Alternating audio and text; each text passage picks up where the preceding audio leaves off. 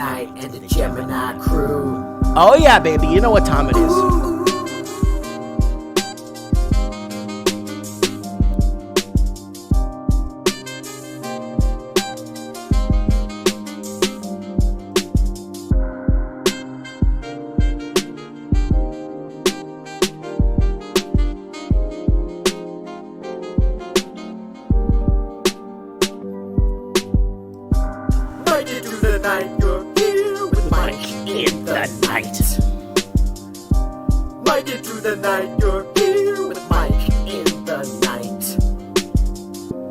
Let's just talk about the world. Give this page another turn, 'cause you're here with us tonight. Everything's alright when you're here with Mike in the night. Mike it through the night, you're here with Mike in the night. Giving the world light when you're here with Mike in the night. Mike it through the night, you're here with Mike in the night. Sometimes things are just absurd, so let's just talk about the world. 'Cause you're here with us tonight. Mike it through the night, you're here with Mike in the night. Mike it through the night, you're here with Mike in the night. Let's just talk about the world. Give this page another curl, 'cause you're here with us tonight. I bid you all good morning, good evening, and good night, wherever you may be watching this transmission. Whether you're on your iPad, whether you're hearing this on replay, or whether you're hearing this while you're rollerblading. And if you're watching us in your cabin in the woods, your apartment in the sky, during this lockdown, or you're bugged out somewhere, or couch surfing, wherever you are, I want to thank you for joining Mike in the Night. It's been a day and a half. A day and a half. Oh, yeah. So sit back, stretch out that easy boy chair, crack open a window, get some sparkling water. I got some Gatorade Performance here. I threw out my shoulder. I'm in pain. Some Gatorade Performance here for tonight because we got lots to talk about on Mike in the Night. All right, guys, don't forget to go below right now and share this stream right now. It's the company is doing a great job making sure my stuff does not get out there and my channel goes nowhere. They've been really working overtime getting that done. Okay, we got lots of people in the comments. We got Randall Alexander, we got Tina Flo, we got Stephen Sewell, Lord Humungus, Terry Tony, Low Roller Scratcher, and Low Roller Scratcher's asking me a very good question. Your house doesn't have power, you forget to pay the electricity bill. Guys, I had to haul all this equipment in here from my house and set it up in my store to broadcast tonight, or I wouldn't be broadcasting tonight. There is no power on my street. My street is completely out of power. And it's bad. It's really bad. I've been out of power since 1 p.m. in the afternoon. It's my street only. I go one block over, everyone has power like it's nobody's business. And today, I was just in a fuming, not a rage of the machine, rage against the machine type of rage, but one of those, like, really teed off today. I was really upset after the power didn't come back on after a few hours, and I said, I'm going to have to go run this podcast from my store. I'm going to have to haul all this stuff down, and which I did in time, because I just finished setting this up for you guys and for us to be here tonight.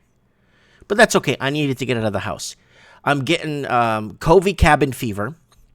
I'm thinking, like, in my head, like, okay, I can't be here at my shop, making money, doing my business. This is not an essential business, whatever. So okay.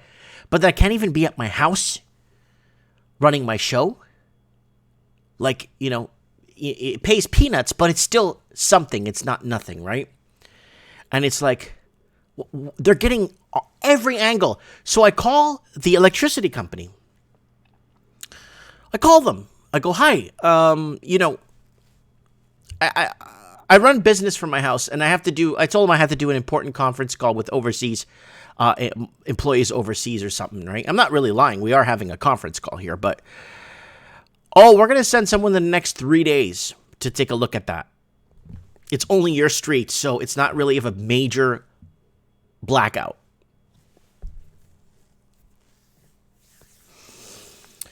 So they're going to send someone in a couple. I'm going to live in my store for the next 3 days if I have to. So I hauled all the equipment here, set it all up nice and clean. And while I'm setting it up, a guy is looking inside my car in my back seat to try and take one of my monitors, because I have 2 monitors here. I step down the stairs. The guy's like 2 feet taller than me. I go, "What do you want?" Oh, I'm just asking when your hours are. I'm like, "No, you're not. You're going in the back of my car." "Oh, I just saw it open. I thought you needed a hand." I'm like, "No, you wanted to steal my screen." And then I go, "You got a problem?" And he's like, "Oh no." He turns, makes a 180, and walks away from me. I consider that guy very lucky tonight. A very lucky man for walking away tonight. In a really, really, really ticked off mood. No power at home. Cabin crazy at home with no power.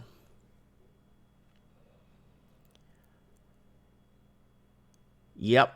All right, guys. People are piling into the show. We're going to have people piling in at 8 p.m. because that's when we're scheduled to start. I kind of wanted to cry to you guys for a little bit so you guys could see. My wife is like, "Holy Mac, man, you got to calm down. I know you're upset. You're going to blow a gasket, Mike."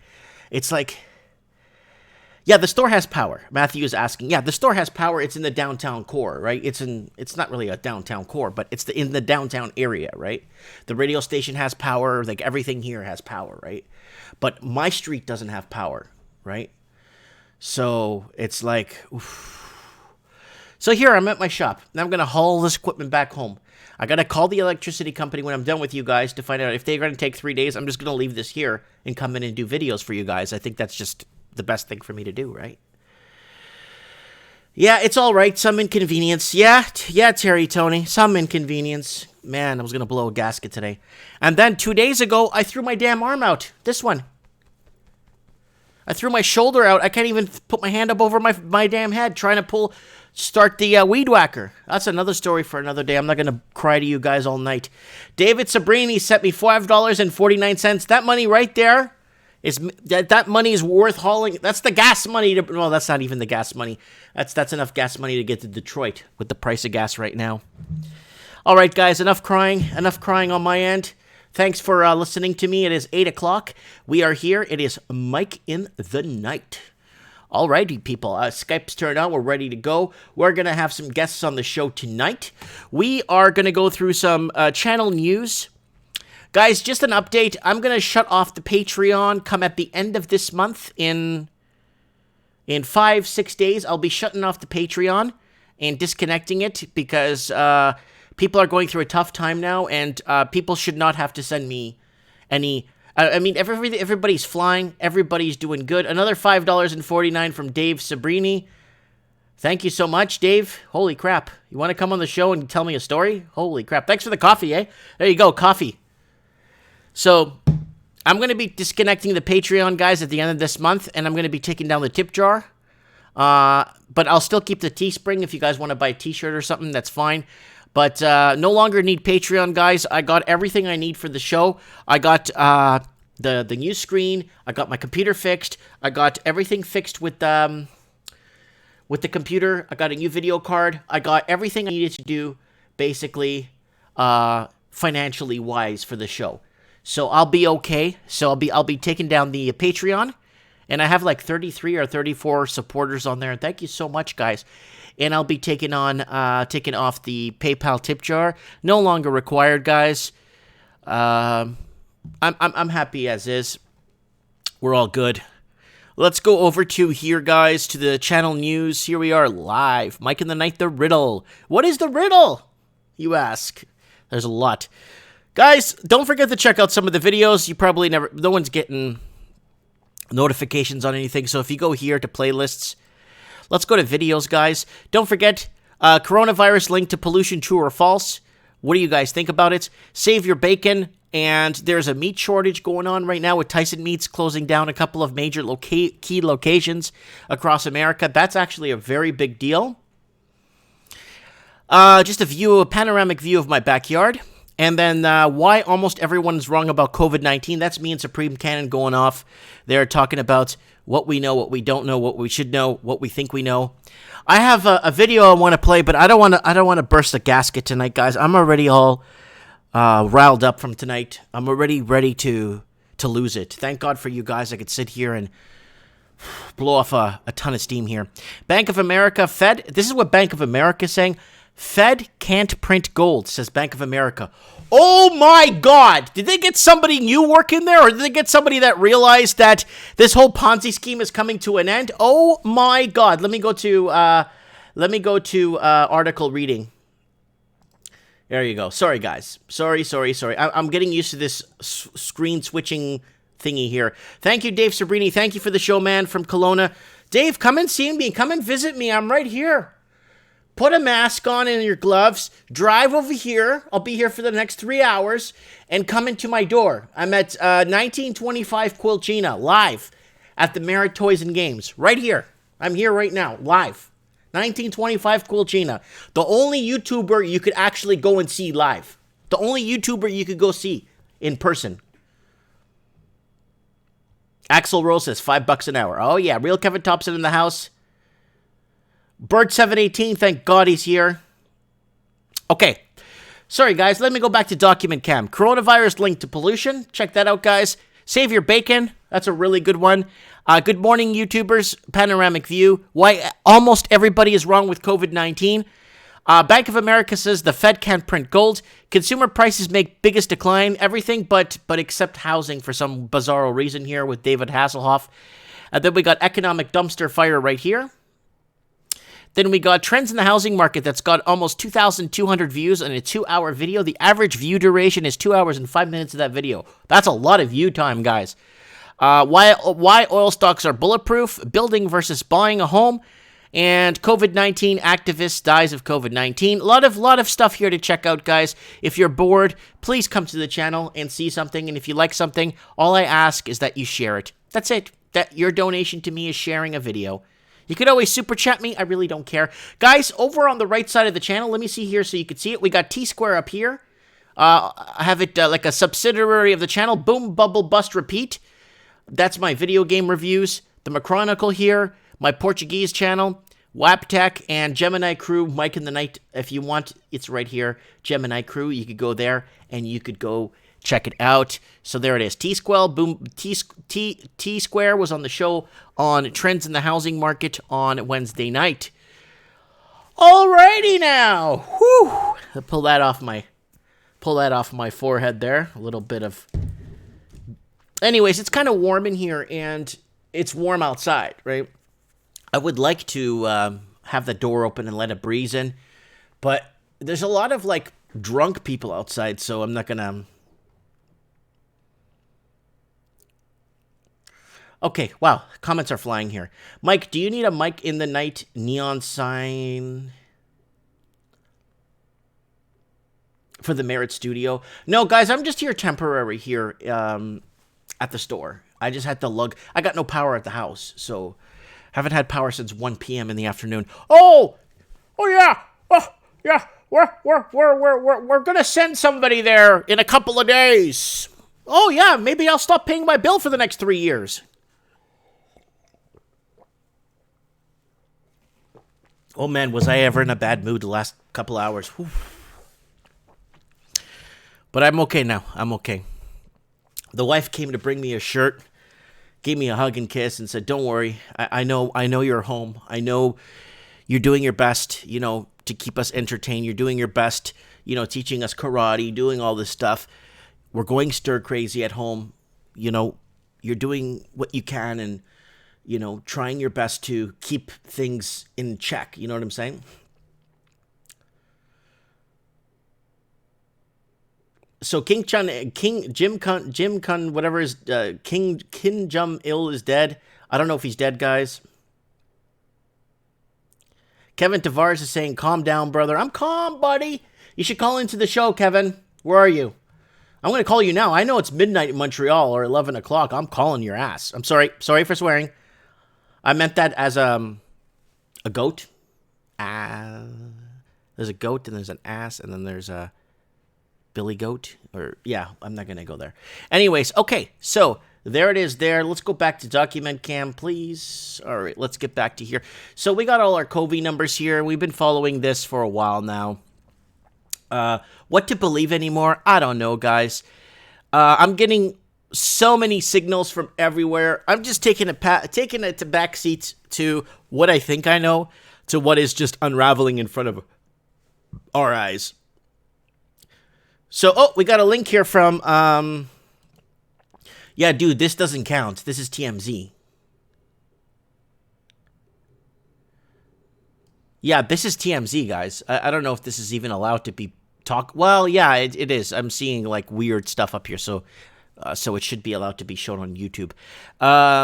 North Korean dictator Kim Jong-un reportedly dead after botched surgery.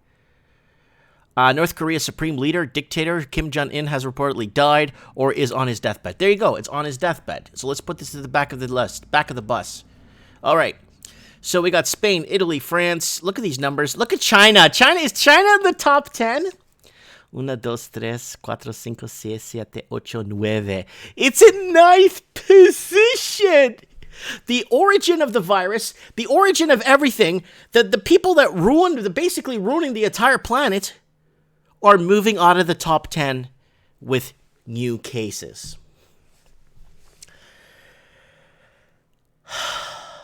So here it is. So it's way down here. We're going to see China out of the top 10. Then Brazil in a week and a half. Te amo Brazil, salta.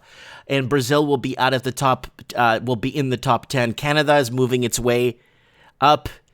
Oh, it's moving its way up. Now, okay, hold on, guys. Hold on. Now, Brazil has 29,160 people recovered.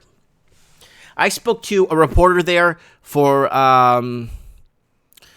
Notícias São Paulo 24. I think it's Notícias São Paulo 24. And he told me that the reason why Brazil has 29,160 recovered, like half of what is infected, is because they've been actually prescribing the chloroquine, whatever that inexpensive drug that's not patent, that's not owned by a pharmaceutical company, that won't make the big pharmaceutical companies a bunch of money, the one that's used to treat malaria. Anyways, the president of Brazil has been giving it to sick people that need it. So a reporter there from, I think it was São Paulo 24 or São Paulo de Noite. I can't remember what news station, but he told me. He sent me an email in Portuguese saying, yes, the president has issued doctors to give the chloroquine to people that need it. They don't care what other, because that is definitely a cure, or not a cure. I'm not saying it's a cure. It does help treat malaria and other symptoms and lupus and other stuff. So what I'm thinking is it's because it's an open product and anyone could go buy it off any shelf, and you could buy, they're like a dime a dozen. The pharmaceutical companies won't make any money, and that is a huge issue. If they're not making money off this, then what's the point of having this, right? So that's the problem. Search for the truth this year. Thanks for joining me, brother. Thanks for being here.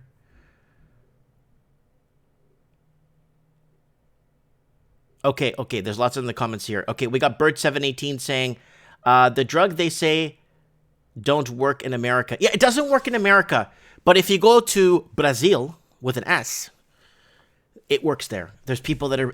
Let's go back to these numbers. 29,000 people recovered in Brazil, with 59,000 cases, 4,000 deaths. So their numbers. You're gonna see this, and I'm saying this here. Let's go back to document cam, please. Thank you. All right. So there it is, guys, right here. Brazil, I have a feeling, is going to be on the total recovered list. It's going to move itself up. There it is, right here. It's in the top 10 already in the total recovered list. So even if this is a fake, or if it's a scam, or whatever they want to call this stupid thing, like countries are going to start moving up the ranks, right? And Portugal's been giving this too. Portugal is in line with Brazil, with same language, same religion, same pretty much almost the same everything. And Portugal, right too. Look at this, 22,000 cases, and Portugal is no, they're not. They're not moving up the ranks with total recovered. No, I got to contact somebody there. They're not. I was wrong. I was looking at active cases. I'm sorry, guys. Brazil is the only one up. Let's get this fixed here. Yeah, Brazil is in the top 10. Because they don't care about politics and they don't care if pharmaceutical companies make money. Canada! America the Brave is.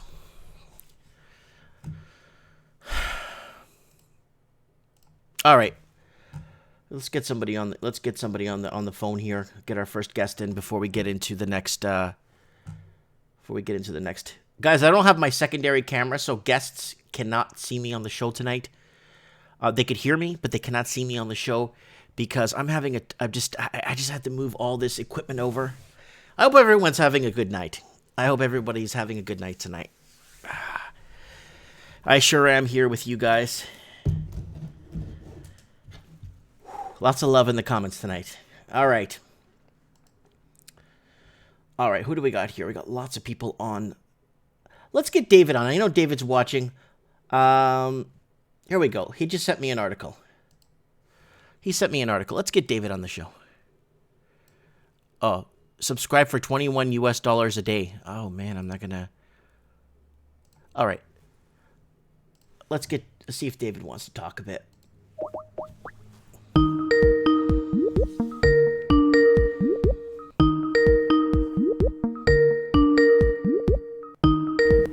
Hello? David. Hey, Mike. How are you, my brother? Good. Good to hear from you, buddy. Okay.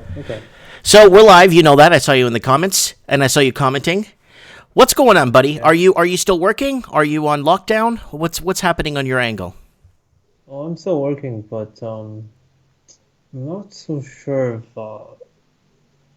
like the lockdown is that bad. Like today, I just went out and went to Dollarama and Right. just buying something, and yeah, people were like, doing it normally, but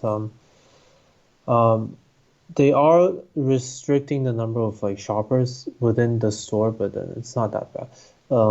Yeah, so Do you think, in your opinion, this is your opinion now, do you think Okay. this is blown out of proportion?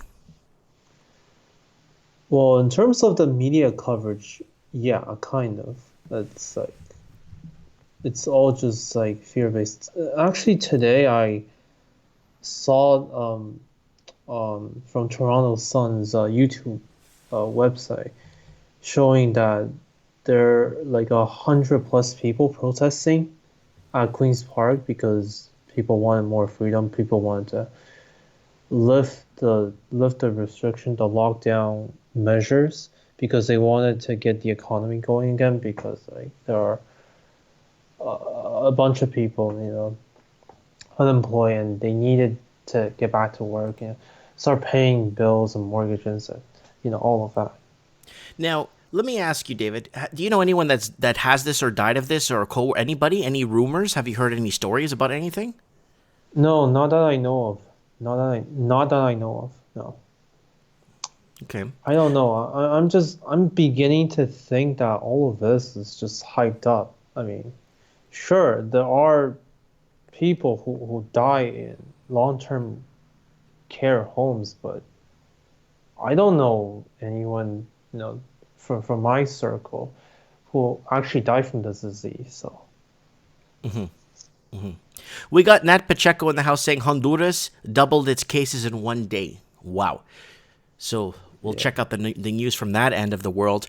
I don't know. It's kind of like they're at the beginning of the curve, right? The exponential growth curve. Mm-hmm. I feel like they have more test kits to be able to send out to people just to like self-diagnose or whatever. That's just how I look at it. I don't know the details, so Right. yeah. Yeah. So are you? So at least you're working. Are you guys keeping a distance from each other? What are you guys doing at work? Like we work remotely, work from home, and we Okay. contact via Skype. Oh, just like we're talking. Yeah, it's Oh, kind of, that's good but then. like we use like Skype messaging and all that. So Okay. Okay. yeah, Okay. All right. I just wanted to get you on the show to get some feedback on your end and see what you think of okay. this. If you think this is, do you think they're going to lift? They're going to start lifting and relaxing things and getting back people back, or what do you think? Uh, they're gonna do that eventually, I Yeah, think. they will. They will. They're Okay. gonna do that. Let me turn the Wait, question any? around. Let me Okay, let me turn the question around. okay, If they lifted everything right now today, okay. and they said, "Okay, you're free to go, do whatever you want," would you go to see a movie tonight in a packed movie theater? And if you think, how would you feel going to a packed movie theater tonight? I mean, if it's lifted today, I mean, it's all of a sudden, right? Like it's like what happened in Wuhan, Hmm. right? When they lifted the ban, people are just flocking out of the city and they try to go visit like certain area, traveling, but like all of a sudden like that, no, I mean psychologically it's like a shock that I'm not gonna be prepared to go to a movie theater right now, even if I want to. I just wanted to know like to make sure that um, that this virus is not spreading to anywhere else. And so I would look at what other people are doing first. And well, I mean, that's like the rational thing to do, right? Right. So Right. yeah, just how I look at it. But Okay. I don't know. I mean, looking at what's happening with like schools, like I heard, I don't know if this is true, but I heard like students who are in like high school or above, they're kind of like forced back to class. But anyone who's like below that, below let's say grade 9, 10, Hmm. they're not allowed to go back to school. Okay. But their education is like they have to continue, right? So they're doing all of their courses online now, and some of the families who could not afford iPads, they were given like free iPads for the time being, Right. just so that they can complete their education and so Okay. on. Okay. Yeah, yeah, All right. All right, David. I know you've been watching the show a couple of times when I was discussing and we went over what happened in 1918. yeah, And we saw how they were closing movie houses. They were calling moving picture homes, pool yeah, halls, schools, churches, gatherings more than 10 people, and everyone. And they were telling people to wear a mask in public. And this was in 1918, right? We got all our right, freedoms back after. right, yeah. So I don't know.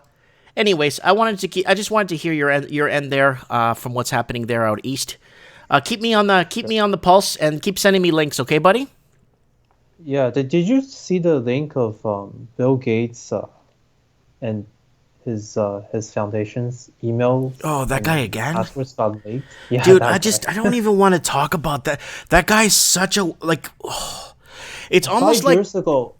Yeah, yeah, sorry. Go ahead. no, it's almost like watching like Mr. Dress Up in a way, and kind of being forced to like a guy with a cardigan taking it off, and it's like, what do you want to tell us now? Like this guy's back. It's like it's almost like that episode of South Park where Man Bear Pig kept coming around the kids Yeah. and trying to Uh, push his agenda on the kids of South Park that there's a man bear pig out there, and if people don't get send money to fix this problem, man bear pig is going to destroy all of America. Well, it was man bear pig himself. It was the guy that was pushing the agenda that was creating the agenda, right? yeah. So It's all about. It's like what David Icke said: problem, reaction, solution. that's right. I'm going to see if I can get David Icke on the show. Or even Bill Gates if you can. Oh no, Bill. You know. No, I No. wouldn't. Yeah, no, no. Like 5 years ago, he did a Vox interview, warning everyone that the next, I guess, world-ending events is not gonna be a nuclear war, like all-out nuclear warfare, but rather a pandemic, something like what we're going through. Mm-hmm. I don't know if it's like a self-fulfilling prophecy. I don't know if he knew. Maybe he's part of like the planner. He's part of the group, like planning all of this. He knew what was happening, and Oh well. it's just like what Raven said. Those elites, really smart people who can think 20 steps ahead, and it takes a lot of brain power to come up with these plans and to implement them and execute. To Okay. whatever. I don't know. I'm just stating what I'm thinking right now. So Okay. All right, David. yeah. We'll keep in touch with you, and we'll talk soon. Okay. Okay. Yeah. Thanks, Mike. Thanks, brother. Bye. Okay. Bye bye. That is David. He was born and raised in the country. In the countryside in China, but in the countryside, away from the major cities. And he has a lot of stories he shared with us about pandemics going out or not pandemics, but sicknesses going out and them disinfecting the schools and the students and being disinfected and stuff, and all kinds of interesting stories coming from his end, living in mainland China in the country, like in the countryside of farming and more of a different look, which is kind of cool, to be honest with you. All right, so Mike in the Night tuning in. We got our first guest on. Oh man. This is 4D chess. This is all 4D chess with China. Yeah, this is all 4D chess. You're totally correct with that. I've been talking to the Raven a lot this week, and discussing a lot of things and going over things. Okay, Matthew is saying, Mike, I think I know how to remove the subscription on the news websites. I have seen some people on TikTok remove them and use the page like normal. Oh, on the news websites where you have to pay like $50 a year or something. Oh, we got Timothy from Australia. Timmy, buddy, what's up, buddy? Oh, nothing much. I got tested for COVID. Oh, you got tested for COVID. What happened? So I went to my GP first, and I went to the physio, and the physio didn't want to see me because I was sick. Okay. And I got a script for some diazepam from the GP, and then they gave me the location to the COVID testing. Okay. And it was at this medical center. It was at a medical center. And first in Australia, you have to register. So you go online. Just to take a step back. Hold on, you're moving too fast here. In Australia, if you think you have COVID-19, first you have to register with who? Like online, you go online and you go online and register. Okay. And then? Yeah, you put in all your details, your address and your date of birth and all that stuff. And then you go in and there's the doctors there. They're all doctors. They're not nurses. And they ask you all these questions on the symptoms. And I'd just been to the doctor, and the doctor had checked my fever, and I didn't have a fever or anything, and my lungs were okay. When I was talking to the doctor there, he said about my chest pain, and he said I should get an ECG on my heart. Right. And then they stick a cotton bud up your nose. Yeah, they stick it up real deep. Cotton buds? Yeah, up all the way. It's painful. They just shove it up in there. And then that's it. And then a day later, I got a text message saying I was negative. Good for you. Good for you. Yeah. I'm so happy to hear that, because I know you were very sick a month and a half ago when we had you on the show. You were pretty bad. Yeah.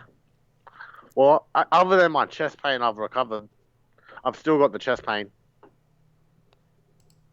Okay. So the chest pain, you know what the chest pain is, right? The chest pain is just your lungs are damaged from coughing so much. Yeah, probably. Yeah. I had chest pain like a year or 2 years ago when I had a cough for like 3 months, but finally cleared it up. Yeah. All right. Everyone's complaining that my microphone is too loud. I'll talk away from it. How's petrol in Canada? Is petrol cheap over there with the lockdown? I'm getting cabin fever. Today was hitting me pretty hard. Petrol's cheap here in Australia. Oh yeah, you guys are not paying. You guys are not paying carbon tax, are you? There? I'm not sure. There was a big thing, and then they had it, and then they got rid of it or something. But petrol's cheap because no one's buying it because of the lockdown. Right. No one's going anywhere. Well, because in So Canada, petrol's our cheap. petrol should be cheaper. Because according to what the United States is paying right now for gasoline, we should be paying about 30 cents a liter, but we're not. We're paying like 60, 70, 80 cents a liter. So what are you paying over there? Right now it's like it's a dollar something. It's really cheap. Usually it's like $1.60, $1.50. That's what it usually is for 98. Okay. So in Australian pretty dollar, high in that'd be about Australia. 71 cents Canadian. 80 cents. Even though in Australia we produce oil. Yeah, but that goes to Australia China. produces That's not like for you. 2 million. Yeah.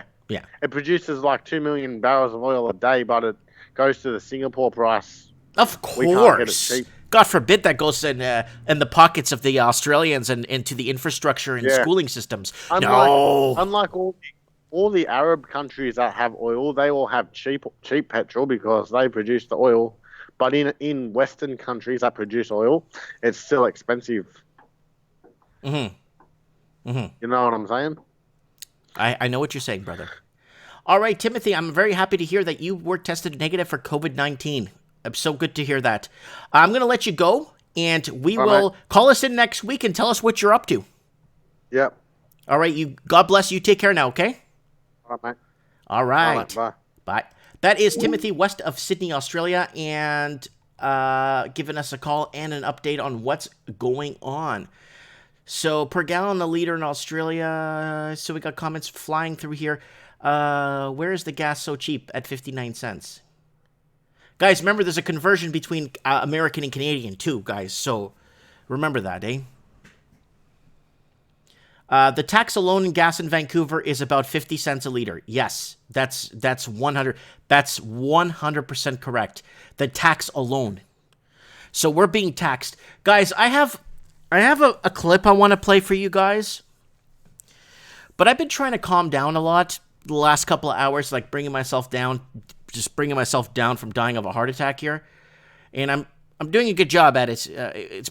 I haul all the equipment here today to my store because the power's out the house. The power's out the house since 1 p.m. in the afternoon, and you're stir crazy at home, and you got this show to do tonight, and you call the electrical company and say, we'll send somebody out in 3 days to check your power. And the whole street's out. The rest of the city's got power. So I haul all my stuff here to the store so I can make the show go on. And it's like, anyways, I'm calming down. All right, so now I'm breathing. M. Howden, my man M. Howden in the house. Howden, call into the show, buddy. I need you, Howden. Come on, buddy. I need you. I need Howden to call in. Howden's been commenting in the comments now for almost a year now. We need to get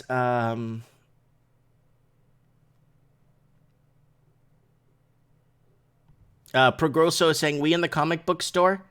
Well, there's comic books behind me, comic book racks behind me, and then RPGs over there. If you look over my shoulder here, that's all Dungeons and Dragons are a little bit like D&D, and all the starter kits, Pathfinder, all that stuff is back there too. All the books that I sell. Yeah. So we got the fake Kevin Thompson back in. I blocked one person from the channel. And then that person switched accounts and came on with the fake Kevin Thompson.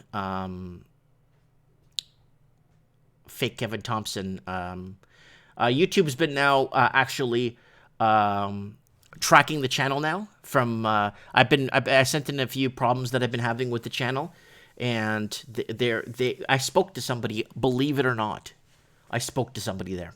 Believe it. It was a young lady, and she told me. She went over everything, and she says, okay, I'm going to send this up to a higher level and go from there. Yes, I do sell Riffs books, Jake. All right, I want to get my man Jake Let's get Joshua. He said he was going to come on the show. I don't have my camera, so he can't see me. Is he going to freak out? Is he going to freak out?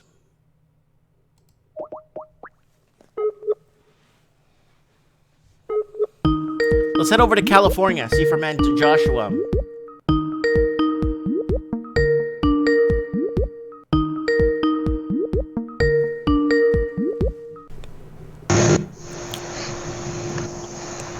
Joshua? Hello? Yeah. Are you there? Yeah, I'm here. What's going Oh, on? good. Good to hear from you. We're live on Mike in the Night. Are you busy? Yeah, just use my picture. Oh, no big deal. No big deal.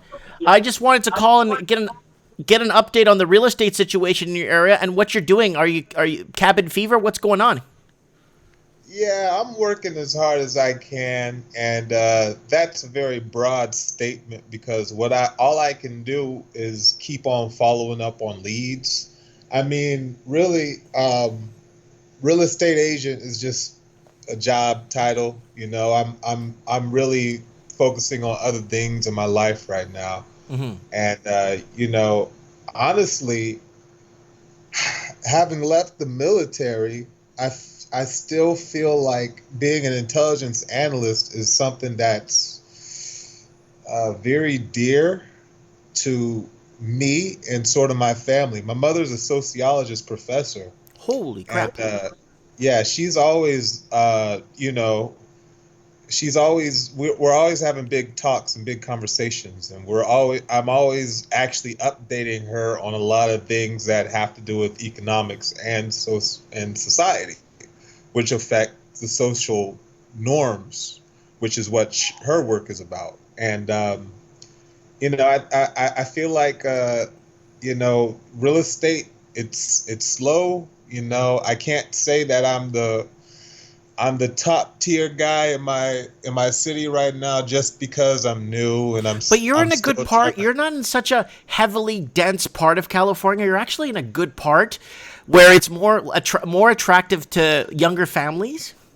Aha, that is why, you know, the intel side of my life played a big part into the real estate because I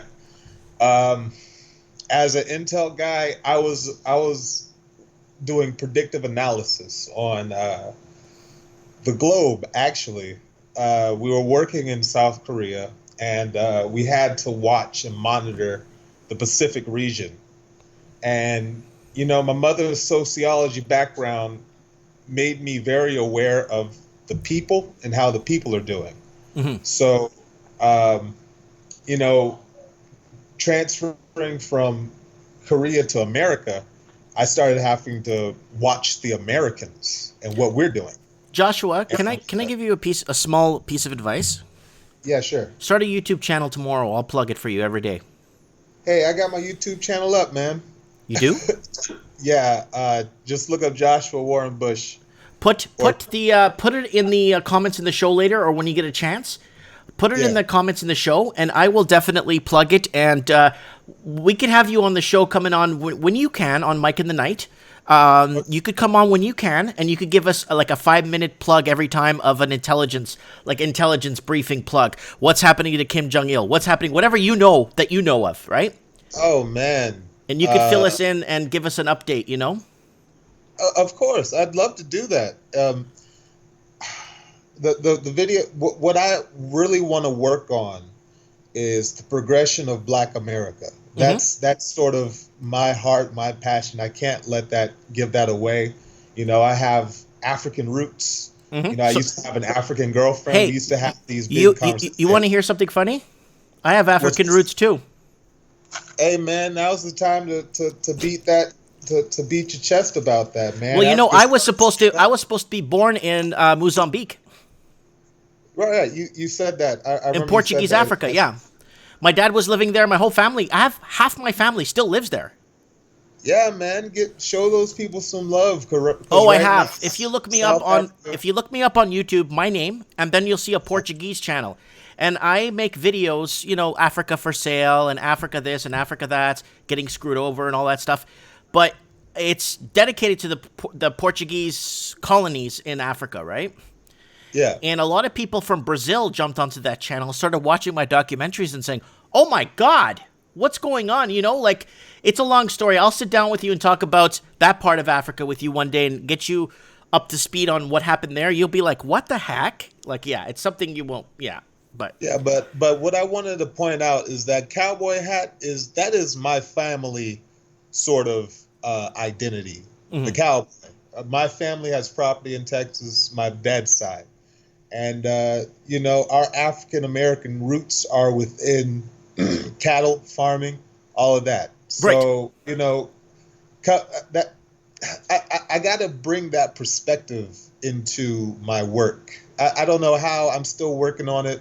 The American identity is kind of out of whack right now, and it's some things I'm thinking about. Yeah, man, the Pan African identity is very, very vast, and I appreciate you. I appreciate you identifying with Africa. It's. Oh no, it's a huge deal because we had an organization, we had land, we were supposed to, you know what I'm saying? And when in Africa, see, the whole thing, this whole race thing only is in Canada. Like when I came to Canada, if I see you on the street, I see, oh, there's a guy on the street. That's it. Yeah. There's no black guy. It's just the guy on the street. Yeah. To me, you know what Joshua, when I see you, you're just an American. That's all you are. I appreciate that, man. But that's just how it is. That's how I was brought up. You know what I'm saying? Like, there's no segregation when I visited Mozambique, in my early 20s, and when I went there, I couldn't believe how there's no segregation. There's no separation. There never was. And what's scary about it is they brought that in. The English and the Dutch and the French brought that in there. Colonization. That's what. No. See, the Portuguese were expansionists, and that's why we're going to sit down and I'm going to go through. One day I'll go over it with you one day and show you what really happened from the back end, from the Portuguese side of history, the side of history that no one ever hears about. Man, this is wild. Yep, you got the Spanish history with guns blazing, right? The Spanish, the conquistadors with guns blazing, showing the natives and showing the locals who's boss. But then you had the Portuguese, and they did everything very differently. And it was a very different operation that they had. And you're talking American history. Portuguese. The Portuguese have a whole different history compared to the English, the French, the Dutch, all those other guys. Are you talking about what? I mean, I'm sorry. Okay, Portugal. I'm from the South, man. I took Texas history, and I don't know. We aren't. My eye to the global scene and global history is very. I'm still young. I'm still not. Oh, you have a whole life ahead of you. You'll grasp it. Yeah. But you're talking about the nation state of Portugal, right? Yep. Okay. I'll have to do research on Portugal. Don't bother, because you're going to read the English side of it.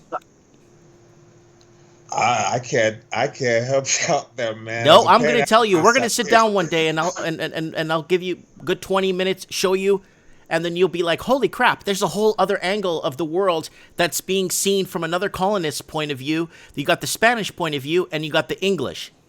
And every different culture created their own history. Man, and it's like as a black man coming from a family that came from the slave trade, it's like we were just pawns and thrown around like footballs. Now we have rights. Now we're really aware of the historical norms, what's going on, and our impact in the now. So I really appreciate you giving me this lesson. Oh no, we'll talk after one day when you get some time. I'll show you a little bit. We'll talk about different angles of Africa that a lot of people don't know. A lot of angles, and I was supposed to move there, but then my first son was born, and then I'm like, because I was gonna live with my family in Africa. We were supposed to live there because my aunt owns a hotel, and yeah. I mean, it's a roots thing for me, and it's like I can't even tell you. I know that my roots come from West Africa because that's where my great grandmother, Mamie Dunn, that's where her lineage comes from. Okay. But it's just I I the history of how all these colonies moved around and put a bunch of people and titled a bunch of people, and Mm-hmm. now these people are just moving around, and like they really don't even, Africans don't even know about American slavery, which is a tragedy to me. So Mm-hmm. it's like there's just so many things we gotta clarify with history. Yeah, Yep. it's his story. It really is. Yep. We'll talk a little bit more on that. So start if you want. Starting next Saturday, we'll do some intelligence info, Joshua. Whatever you see on the news, take some point form notes. I'll call you. Hey man, what's going on? Okay, what's happening in Oklahoma? This is this. There was this happening in North Carolina. This, and it looks like the blah blah blah. And then just give us a quick plug, and I'll plug your channel every week. Okay. I appreciate it. Keep feeding me the questions. As long as I get questions, and as long as I get things to look at, then I'll be helpful. But if it's a broad air, like I'm not a computer, I have to have it. It's a targeted research. Yeah. You know what I mean? I used to write research papers on. I'll give you a few days ahead if there's a on big issue going on. Next week, maybe come on and tell us what's happening in California when it comes to COVID. How are you Okay. doing with this whole lockdown? So this lockdown, I mean, we're transferring to internet service, Okay. and Bakersfield property has not matched up with the price demand, in my point of view. There's a lot of people still working on affording the property. It's like a tiered society here. Yeah, they You can't got secure financing. Yeah, and we gotta wait till the market has to crash till you know I you know I'm new here. I have all these excuses, man, and how real estate is going. I can't tell you that it's going well. I I'm can't talking tell about you your own personal. I'm talking about you personally. Your cabin fever, your lockdown. How's that going? Oh, I don't have it. I mean, like if anything, I'll go to the park. Like I don't. Whew. I'm living right next to a guy who brought in a junkie, and she's making a lot of noise right now. And it's Who? like my life is going, America's going crazy, man. Oh, It's like I don't know what to say. It's like it's out of a movie. It really is. But yeah, uh, I can't like when I told my friend about my predictive analysis and people like actually appreciating it, he said, predict something good. And like I had a moment where like predict something good. What? I can't see any. I literally have to study Africa to see good. yeah. I literally do, because they're the ones who are producing good, man. Hmm. I don't know. It's really making me think of moving to Africa. Like I want to link up with my old girlfriend and move out there, man. Nice. It's like but I don't want to. The thing is, you don't want to go there in debt. You want to go there and kind of like stake your land in the ground and kind of retire. I want to be a man. Like she loved me because she saw an African man in me. Right.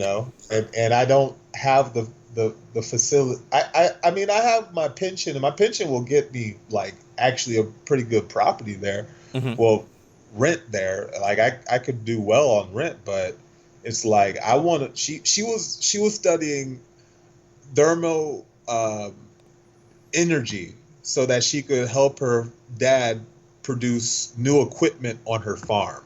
Holy It's crap. like that level. Yeah, I gotta compete. I gotta be a somebody to this woman. You'll She's be like, somebody. You'll be somebody. You got to be on the right. You're on the right track already. You just got to plug away, find the right contacts in life, plug away, take your time. You have a long life ahead of you. You know what I'm saying? So don't give up, don't punk out, man. That's sort of something that I'm really working on here, man. yeah, It's but yeah, I mean, I don't want to put on any airs to say that uh I don't want to put on airs to say that I'm a master at what's going on right now because I don't have the answers. Mm-hmm. But if you give me the questions and you give me the directions, I can give some pretty strong research. Okay. All right, Joshua. I'll keep you updated on next week's show and what we could be possibly talking about because things are changing by the hour. But keep us informed on your neighbor bringing in that junkie, and we can keep up to. I'm just kidding. We'll talk soon. We'll talk off camera sometime. Okay. Okay, yeah, but I do have to say that President Trump and China is something to really keep in mind with the power system in this country. I don't predict for sure. positive things coming from those relationships. It doesn't seem like I have my own theories on the money system behind Trump and China. You know, he said that he was millions of dollars in debt to them, and he's said a lot of things about if the Democrats were running, China would run this country, and there is some truth to that because I do believe that this debt system that America has a lot to do with Chinese wealth. Well, if you type in China on my channel, search my channel, just my channel for China, a couple of maybe 1,000 videos talking about that. Okay. Yeah, and it's crippling. It's crippling the American proper, the Canadian proper, the Australian proper. They're getting completely bought out of their own damn countries. Yeah. That's the part of the predictive analysis I'm really trying to piece together right now, and where this leads and how the CCP's power is expanding beyond what nations can push away. Like they're expanding into new. They're already starting to expand into the island nations around them. Yes, they have. I call those island war islands to expand their grip there in the South China Sea. What's worse is what they're doing to Africa. They're completely deforesting Mozambique, completely deforesting Southeast Africa. And you know what China's giving them in return? Highways or roads that go nowhere. Those roads are going up there so they could deforest the rainforests in Mozambique. Yeah. And that's what China in return is giving them, a bunch of roads that go nowhere. It's just knowing what the Europeans did to South Africa. And well, don't say Europeans. Just say the British and the Dutch and the French. I mean... I'm just pulling your leg, Joshua. Come on, man. Yeah. You're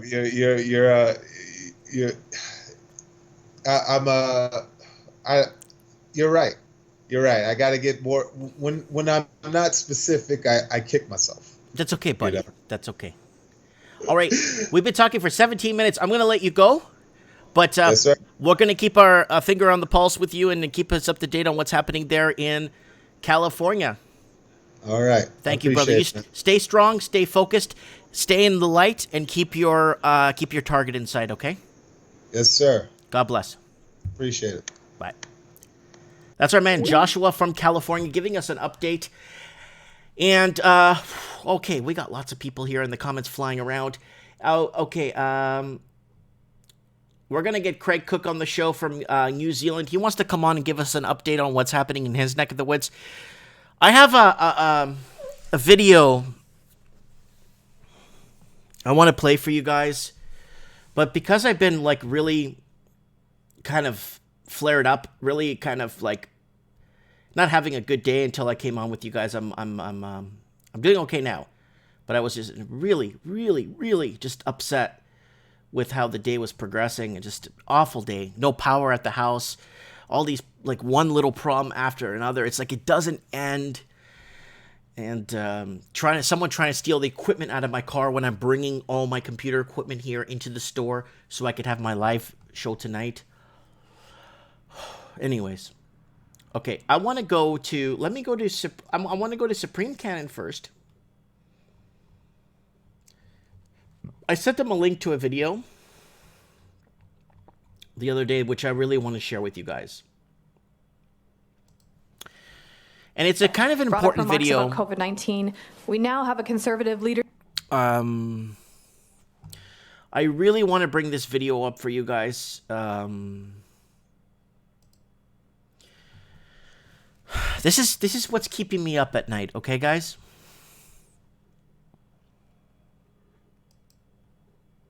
BC, an elderly man with dementia, was shoved out of a message to Canadians as they see this. Intolerance and racism. Okay, guys, let me back this up a few seconds here, guys, here, please. Please bear with me. Intolerance. BC, an elderly man with dementia, was shoved out of a store by an assailant that brought up remarks about COVID-19. We now have a conservative Watch this. Watch this, guys. Listen to the question here. leadership candidate that is asking for Dr. Tam to be fired. Dr. Tam, the person that was involved with the whole COVID-19 selling secrets to China, whatever. I don't know what that is. Watch what he says. Listen to this. Listen to her again. Listen to the question the journalist asks him. Listen. Minister, we've seen a spike in anti-Asian violence in different parts of our country. In BC, an elderly man with dementia was shoved out of a store by an assailant that brought up remarks about COVID-19. We now have a conservative leader. Now, she goes into a second part of the question. Okay, second part of the question. Leadership candidate that is asking for Dr. Tam to be fired and is accusing her, the WHO and China, of being in cahoots. What is your message to Canadians as they see this? So, Dr. Tan, what is your message for someone that broke protocol, stole our secrets or whatever the heck happened? We don't know. They're not going to tell us. But watch his response to that. Intolerance and racism have no place in our country. Canada has succeeded because of our diversity. It is one of our greatest strengths. And the millions of Canadians of all different backgrounds who are working together. Not Portuguese. Throw them on the plane. So let's go back here again. Accusing her, the WHO and China, of being in cahoots. What is your message to Canadians as they see this? So the lady that's supposed to get charged and taken away, she was already taken away by the RCMP, that has some sort of ties to the Chinese Communist Party. I don't know what the whole story is because we don't know. You don't know? A lot of people don't know. I think he knows. And watch his response to that. Intolerance and racism have no place in our country. Canada has succeeded because of our diversity. It is one of our greatest strengths. And the millions of Canadians of all different backgrounds who are working together. Again, here's the question. BC, an elderly man, message. Because intolerant. Brought up remarks about COVID-19. We now have a conservative leadership candidate. Listen. That is asking for Dr. Tam to be fired. Dr. Tam to be fired for stealing secrets or whatever happened. And is accusing her, the WHO and China, of being in cahoots. WHO, China, two words that are usually used in the same sentence. What is your message to Canadians as they see this? What are they going to do about this lady? What are we going to do about a traitor on our soil? If she is a traitor. I don't know the whole story, but here's his answer to it. Intolerance and racism have no place in our country. Canada. And that's why you pick up Portuguese workers at Portuguese students in the high school and make their parents bring in documents, right? And then when they can't prove that they were born in Canada, but their parents can't prove that they're Canadian citizens, you put them on an airplane and send them back to Portugal in 2006, 7, and 8, right? Has succeeded because of our diversity. It is one of our greatest strengths. And the millions of Canadians of all different backgrounds who are working together, many of them on the front lines to help. Steve Stevens says, typical political response, spin and redirect. Mike Banks says, racist America, white men are bring forth down, fall of God, fall of good. We got Leila says, oh, she's replying to somebody there.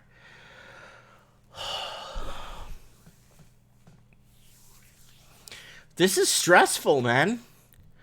This was, Like this was our political debate. In Canada, we had a political debate. We did not discuss fentanyl, opioids, money laundering, extreme homelessness, affordability, middle class being bought out. We weren't discussing anything of importance. All we were discussing was global warming and pipeline, back and forth, global warming and pipeline, so they could implement the carbon tax. So what's going on?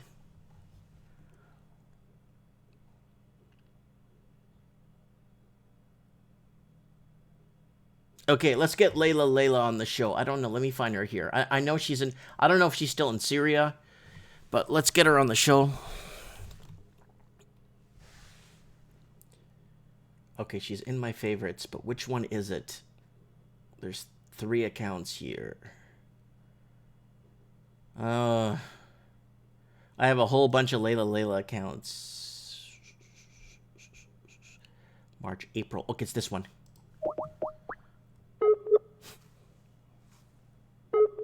I think it's this one.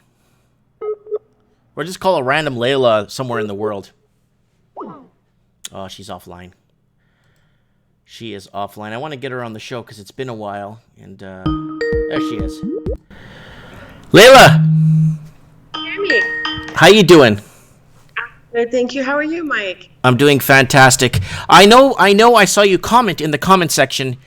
So, did you see that reporter asked the Prime Minister, the great leader of Canada, a question about the arresting and prosecuting the person or the lady? We don't know, but just to, find out what's happening with these secrets that have been with the WHO and China and this whole 9 yards. Those are big accusations to throw out there, right?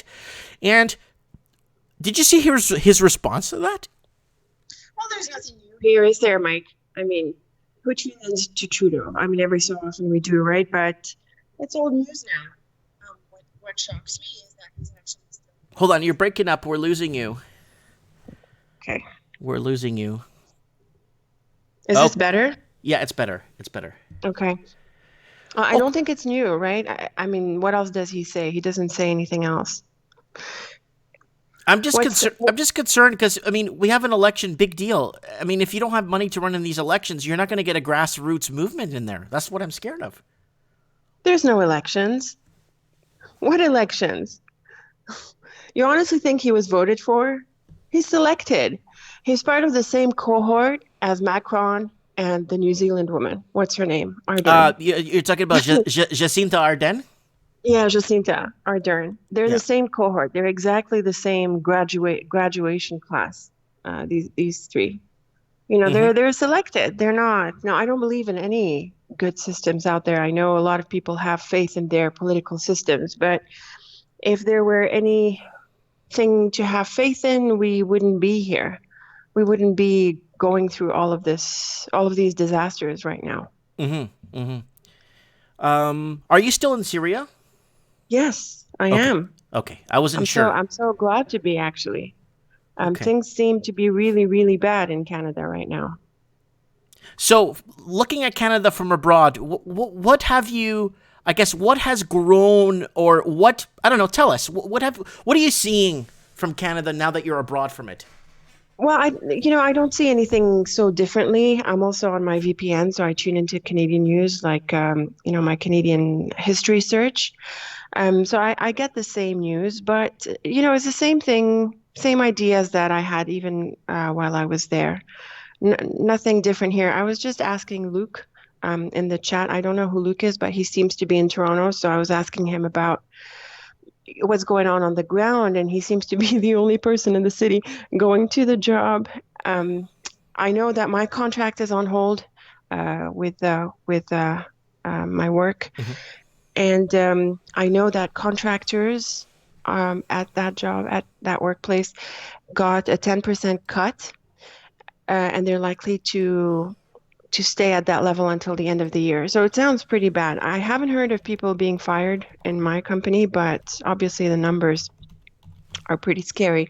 And I think they're they're not as high as people are reporting, or maybe there's a lag in the reports. So the most recent numbers are 6.7 million applying for the CERB thing, but that doesn't take into account the EI applications. So there seems to be an issue with the systems, right? I think they're still trying to figure this out, how you deploy that aid.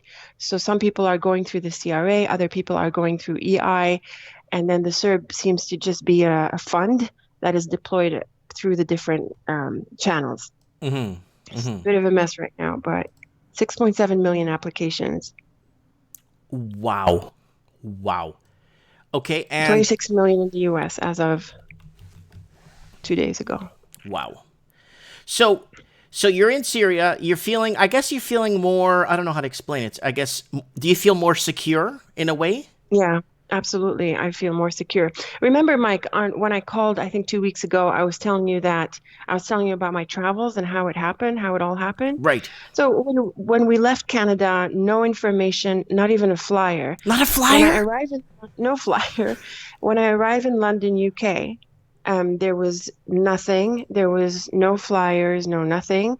And when I arrived in Lebanon, people were wearing masks all over the place. There were flyers everywhere. There were sanitizing gels and things all over the place. And in Lebanon, all restaurants had precautions, and the people working in the restaurants were asking customers to sanitize their hands, to wipe their shoes. Like, people were taking serious precautions very early on in these, in what you guys call third world countries. And I think it's clearly the other way around, because, in Canada and London, they weren't taking any precautions, nothing, not anywhere, not in restaurants, not in supermarkets. And in Syria and Lebanon, people already started being really, really strict about it. Now, I don't think there is a virus. I think this is one huge hoax. But assuming there is, I mean, at least take the precautions that you can take, sanitizers and basic hygiene measures. And the problem is that London, UK, Heathrow is one of the busiest airports in the world. Like, how does it work not to ask people to sanitize their hands? When we arrived in Lebanon, we didn't just sanitize our hands and stuff, but people were taking our temperatures. There were a couple of nurses who lined up everyone arriving, and they were taking their temperatures, got our temperatures taken. What they could do, they could do. And these are people going through the toughest economic crisis in their history right now. We have Rand Ross. Oh, by the way, I stole your Facebook picture. Don't get mad. We got Rand Ross in the house that sent me $20. Holy crap! Saying if safer to walk in the streets of Syria or Vancouver at night. You were telling us you feel comfortable walking around. You don't have any. You know what I'm saying? So we had curfews for a while. We still have curfews. They've just extended them, and the issue with walking around at night is not related to the coronavirus. It's related to the war. So we're wrapping up a long war here, and we still have remnants. So every so often we'll hear, not every so often, just on the occasion, rarely, we'll hear gunshots. There are gangs still on the streets. There are problems with some gangs, but so that's why you want to stay away from that. So it's basic safety in that sense, but it's not related to the virus. And I'm not sure what Vancouver is like, by the way, so can't really compare with that. But maybe Toronto. Well, if you ever come this way, always you could always come and visit Merritt. For sure, it'd be nice. There's people always like it's coming so expensive to travel out west. It's ridiculous. Like, it's cheaper to visit the States.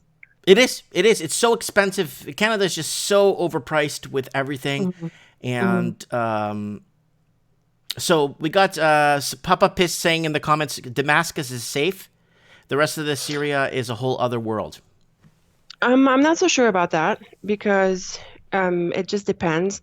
And I don't know how safe Damascus is. People say that my town here is one of the safest areas, not only in Syria, but in the whole of the Middle East. And that's because of who we are. We're not really, my religious sect, we're not really charged in one way or another. We tend to be very neutral. So we tend not to be involved with with all sorts of political inclinations. I'm wanting to go to Damascus. I haven't been yet. So now we get to go.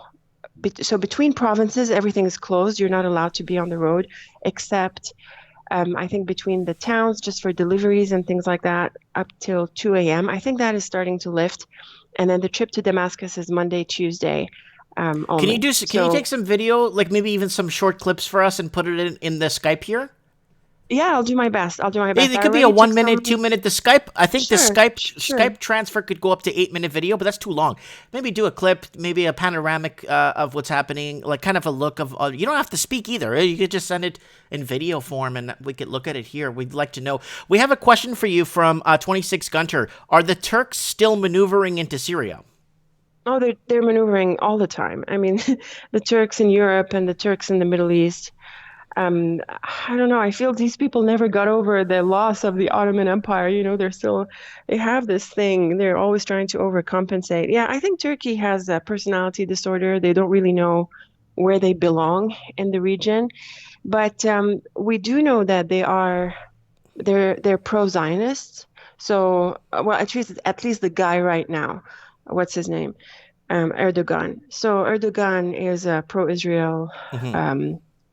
What do you call it? A pro-Israel access. So the way he operates in the region is usually to deliver on Israel's interests. Right. So that's why there are issues right now. He lost. He lost in the north. He's losing everywhere. People hate him. The Turks are sick of him. He jails a lot of people in Turkey, people who are against him. I think he's just losing. So I don't know. I don't think he's important. I don't know. 26 Gunter. I don't think he's really important. There's more important things going on right now. Yeah. I remember when there was a huge when Trump was going into power, the Turkish president flipped sides and went to Russia's side right away. And I don't know if you remember that, but that was just a big deluge of a power struggle within their own sect. Sure. That's what I see it as. Not unusual. Yeah. Yeah, so Mike, a couple of things I want to tell you about. Oh, am I in trouble? No, of course not. So the China thing, right? Yeah. I thought I'd give my 2 cents on this. I think it's really easy to blame China. I think it's much harder for people to actually blame their own government for all of the issues with China. Mm-hmm. So what happened to the 37 million that Fauci delivered to the Chinese 3 years ago? What happened to the Chinese researchers working in coordination between the Level 4 lab in Winnipeg and the China Wuhan lab?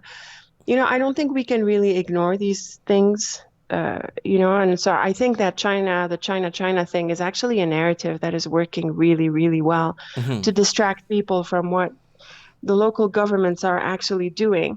At this point, I'm not concerned about whether the virus is a hoax or not. I am much more concerned about gun grabs and forced vaccinations and all of the consequences that are going to come through from the fallout of this issue. Well, you see, Leila, they would have had their chance to do that after World War 1918, when they were propagandizing the exact same thing they're telling us today: wear a mask, social distancing, movie picture halls are closed, pool halls closed, groups of more than 10. We went over a lot of articles from 1918, from Chicago Tribune to the Miami Herald to the Daily, the Toronto. It wasn't the Toronto Star; it was something else. And we had articles even from Medicine Hat, Alberta, that were just pushing out articles to stop the Spanish influenza. This happened 102 years ago, like to the T, exactly. And they even have articles in newspapers on how to make a homemade mask. They had all kinds of stuff. So I just see. Here's what I think. I think that it's possible that history is repeating itself, but I also think it's possible that the Spanish influenza is also another invention. The idea of using disease as a war weapon is not new, and the people who've actually spearheaded that are the Europeans. This deluge of articles that popped up from 1918, I have to wonder how many of them are actually real, because it's also very easy to say, oh, this is an article from 1918. The scariest one I saw was just yesterday from the Ottawa Citizen, and it said in there that one lesson from the 1918 is that the people, or let's say the communities who succeeded at flattening the curve, are the ones who got it the worst in later waves of the virus. Like, really?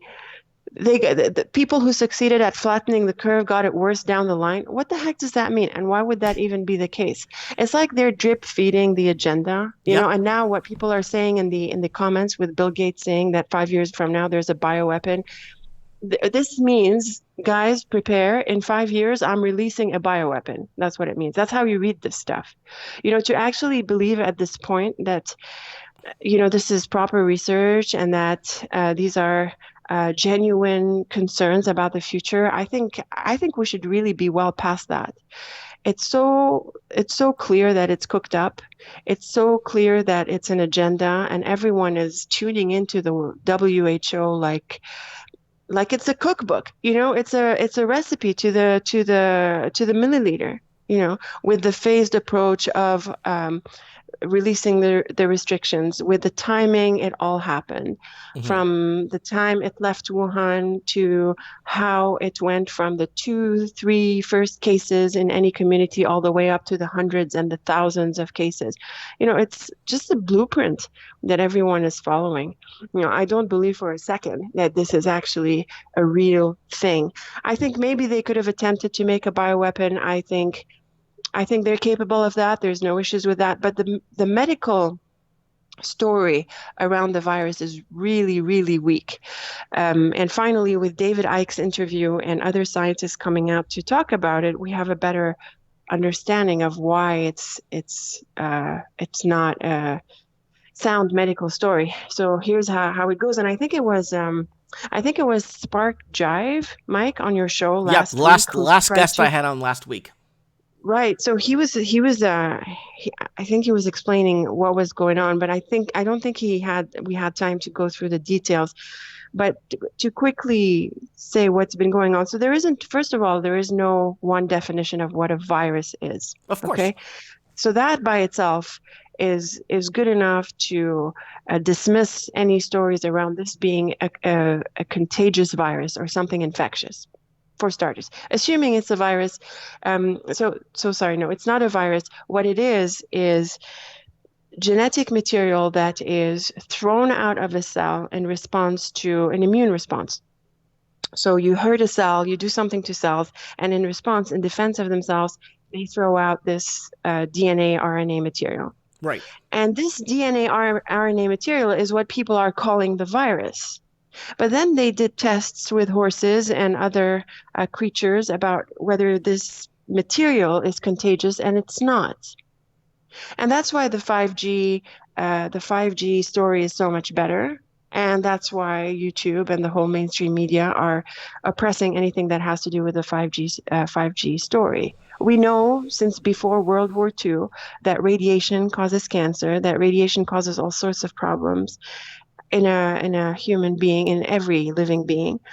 And the book that is flying around right now is called The Invisible Rainbow. It's about the correspondences between the development of anything radiation related, so anything satellite, phone, network, telecom, and the diseases that were, the pandemics, quote unquote, that were observed in human societies. So the 5G story is actually the soundest one from a scientific perspective. And then, of course, not to say anything about hospitals getting tens of thousands of dollars for diagnosing COVID, but getting only a few $1,000s for diagnosing pneumonia. Of course, the all too successful medical administration here and the insurance mafia. So there's that. And then on top of that, there is how you classify people who die from this or that. So that's very easy. Just anyone who dies between March and April is a COVID death. No issues here. A lot of people are being diagnosed without true medical markers. You can't just diagnose someone because you look at them. If it's, that's really weak. It's really weak science. You have to take a test of sorts. The test that is being used is not supposed to be used for anything infectious. The doctor, I forget his name, who created this test, warned against using this test for infectious diseases. He said it should be used only for people who have their own symptoms of lung complications. So here you go. There's like a series of mismanagement, a series of really bad science and medical practice being implemented. Mm-hmm. And with the COVID deaths, that even made it on Fox News. I don't really care about Fox News anymore. I think it's just I mean, they've had to turn around their narrative pretty radically after some events. But Laura Ingraham had this guy on her show, and he was saying how ridiculous the classifications, the death classifications were being managed. Right. So I heard Supreme's call yesterday on why everyone is wrong about the COVID, the show you had with him, and I get his point totally. But then why wasn't that logic used with AIDS, for example? So if you remember, when someone had AIDS and they died of a flu, they didn't die because of the flu. They died because of AIDS. AIDS They died because complications. of That's right, because the AIDS virus, if that's also a virus, who knows, it completely depresses someone's immune system. So the slightest condition, the slightest flu, the slightest fever can kill a person off. So in such a case, you don't consider a person dying from a flu, you consider them dying from AIDS. So similarly, if someone has a pre-existing condition, and let's say it's a pretty serious condition, like what's happening with the elderly, and then they get something like a COVID-19 flu, do you say that they were killed by the COVID-19 flu? Or do you say that it was their pre-existing condition that made them much more prone to dying from smaller conditions? Right. Yeah, they're obviously, if they're going to fill their agenda or fill their glass, they're obviously going to say it's COVID. Well, right, because that's how you push the numbers. Right. And I appreciate I'm not really sure what happened with Walking Journey, but I went over to that video, and I have to say, Mike, I agree with him. The numbers tell us everything when we have the right numbers.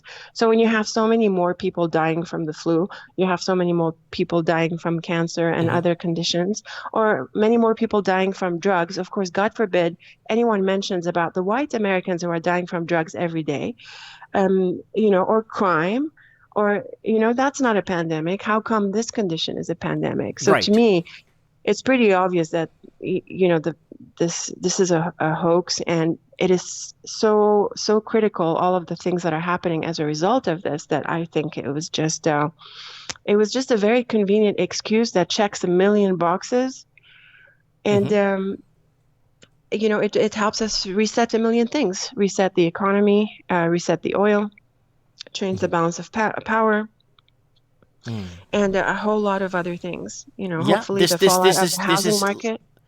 This is something, I guess, that they are adding to the mix and moving it forward and front center. And, like a lot of people have come on the show, says we cannot use a good we can't waste a good tragedy, right?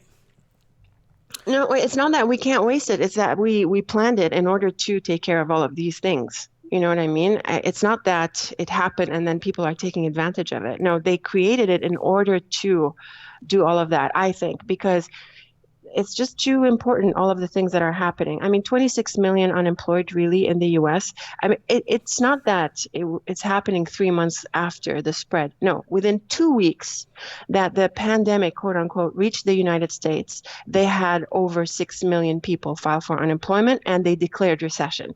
Now, if you're not already in a recession, I don't think it's going to take 2 weeks of a flu virus to knock the teeth out of your economy, right?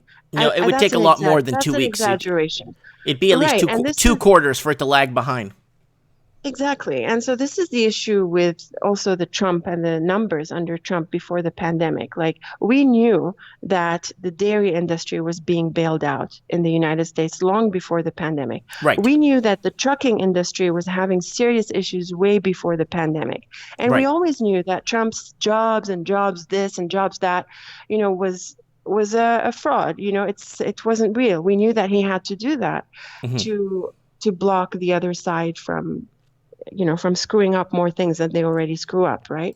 Right. But to say that a pandemic is going to knock the teeth out of the American economy within 2 weeks, that's BS.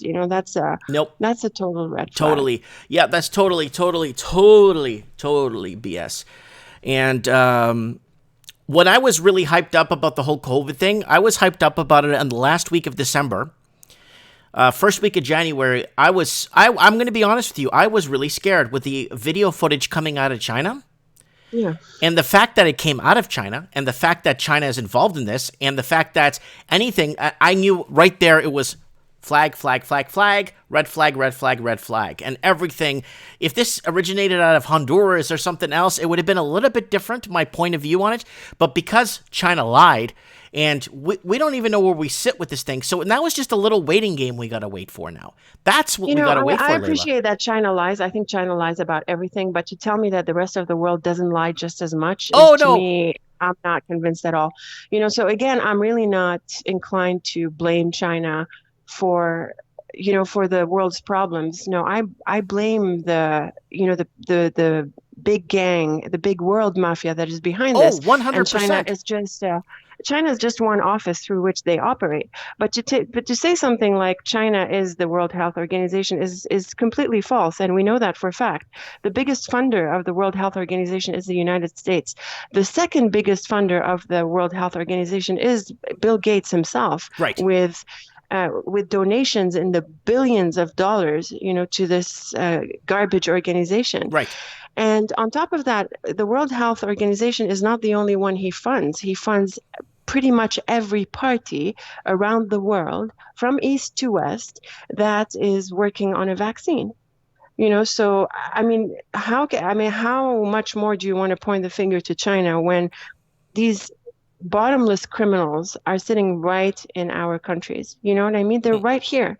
And people like Trudeau and Tam and all of that garbage around. When I'm saying China, I'm talking about the CCP, right? The whole CCP. It makes no difference, Mike. Makes no difference what party it is. Bill Gates is currently the biggest funder of the World Health Organization. Pretty clear what his agenda is, and I think it goes well beyond anything related to the virus and health. Pretty clear. Right. Pretty clear. And now the 5G network is popping up, eh? Now we're seeing the articles in cheesy articles like Fast Company and Business Insider and all of that, whatever Inc. thingy. And they're saying, in this pandemic, people are so limited. The internet is becoming the answer for remote work and all of that. We saw that coming. And the answer is 5G. Got 3-4 articles already. They're starting to seed these ideas. Not that it's not already happening. Well, they're not holding back on that, 22 million camera order? Okay, so you have to tell us. You have to tell us where that's happening, Mike. I picked that up yesterday on your show with Supreme. Well, somebody was telling me that lives and works out of South Korea, and they're telling me that cameras are being sent. Countries are ordering a thermal temperature / type cameras by the millions. So he wouldn't tell you which countries are ordering? Or you can't say? He mentioned a few of the Commonwealth countries. And I know Australia is one of them because they're rolling out the 5G in Darwin. Yeah. And they're already doing that. A lot of the political parties, I guess, our political party in Darwin already went to China to inform themselves about the 5G technology and to inform themselves about how it works and the potentials of it, right? Right. So they brought it back to Darwin, Northern Australia. And I know the Gold Coast now they're setting up cameras, right? Mm-hmm. So I think this whole camera thing is going to be, a big thing that's going to happen all over the Commonwealth or the countries where the citizens need to be more protected, so to say. I think Canada's way up there, Mike. I think Canada's way, way up there. Oh, it is. Canada, Australia, New Zealand. We're not telling anyone. At least in Australia, we actually know what's going on in Darwin. But in Canada, it's really not announced all of that much. Something that really shocked me a few months before leaving is that voice print is all over the place in Canada. And no one felt that they needed to inform you. So if you call customer service of any bank, they recognize you through voice print. You don't have to say, that's my name, that's my verbal password, that's my card number. Mm-hmm. You do. But if you fail on some of the security questions, they recognize you from voice print. And how did I find that out? It's because my telecom provider, I was going through something with them, And I was annoyed at how many times I was passed on from customer to customer agent to customer agent. And I told them I just did verification. Can you please stop asking me verification? And it slipped through her. And she told me, no, it's it's fine. We've recognized you. I'm like, what? And then I find out it's actually on their websites. Of course, they don't tell you. It's just somewhere buried in the, the fine print and the terms of service. And voice print is all over the place. Mm-hmm. No one told us that, no one informed us.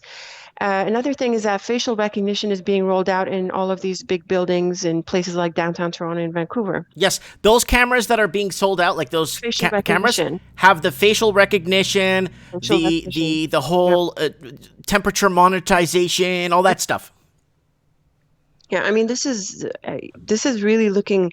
To be honest with you, I don't think Canada will pull through. I don't think the Commonwealth will pull through. Facial recognition is in implementation in the UK, in London. It's terrifying. The police are using it to catch suspects. In the airport, it's already implemented because it's, there aren't people to check you into the airport. So when you arrive, you just scan your passport, and there's this mirror thing that you stand in front of, and there's a facial recognition camera that matches your scanned image with with the actual you, and then you pass through. No one took permission for that. They seem to be rolling out these operations seamlessly. Okay. And I don't think it's going to stop anytime soon. Let me throw something out there, if that's okay. It's almost like we're giving away so much of our freedoms, so the one or two bandits or bad guys that will steal someone's passport and identity and get on a plane and get away with it we're so much worse off.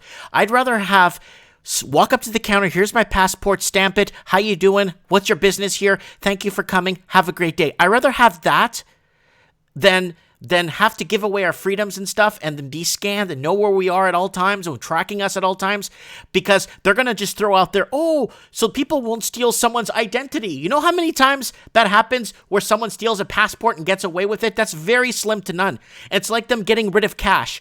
We're going to lose so much more freedoms when they get rid of cash than the average criminal that's the average 1 in a million criminal that's money laundering or counterfeiting against the system. We're losing a lot more than getting those 3 guys, stopping those 3 people. We're losing so much more as free citizens than we could fathom. And exactly. And the excuse they use for that, it's BS. No one believes them. And in fact, but there's these people stealing people's passports and IDs. So what? Exactly. 3 people and we're going to lose everything for 3 people? Black market. Exactly. And in Australia, they couldn't make a case, in fact, in Parliament, though the cash ban somehow went through at some point. But at some point in the Parliament in Australia, they couldn't make a case for it. The numbers they weren't robust enough to make a case for cashless in the face of quote unquote black market and tax evasion and money laundering. Come on. We all know that they are the source of money laundering. Canada can very simply ask, where's your money from? They never ask where your money's from, and the same thing is in Australia. So no. They would ask me if I bring money into the bank to deposit. They'll ask me where I got the money from, and if I don't give them a good answer, they'll call the authorities. But someone brings in a hockey bag full of money from overseas, exactly. No one asks them a damn question. Here you go. This is the garbage that needs to be recycled. I don't think it's recyclable, in the Commonwealth and Canada. But that's how you know that there's a massive agenda behind this. That's how you know that all the banks are part of this, including HSBC, RBC, the Big Five, in Australia, the Big Five in Canada. They're all in the network.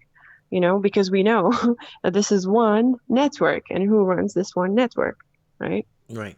Same people as those who run the WHO. Same gang, yeah. Same gang, yeah. I don't know where this is heading, but Canada looks really scary right now. Really scary.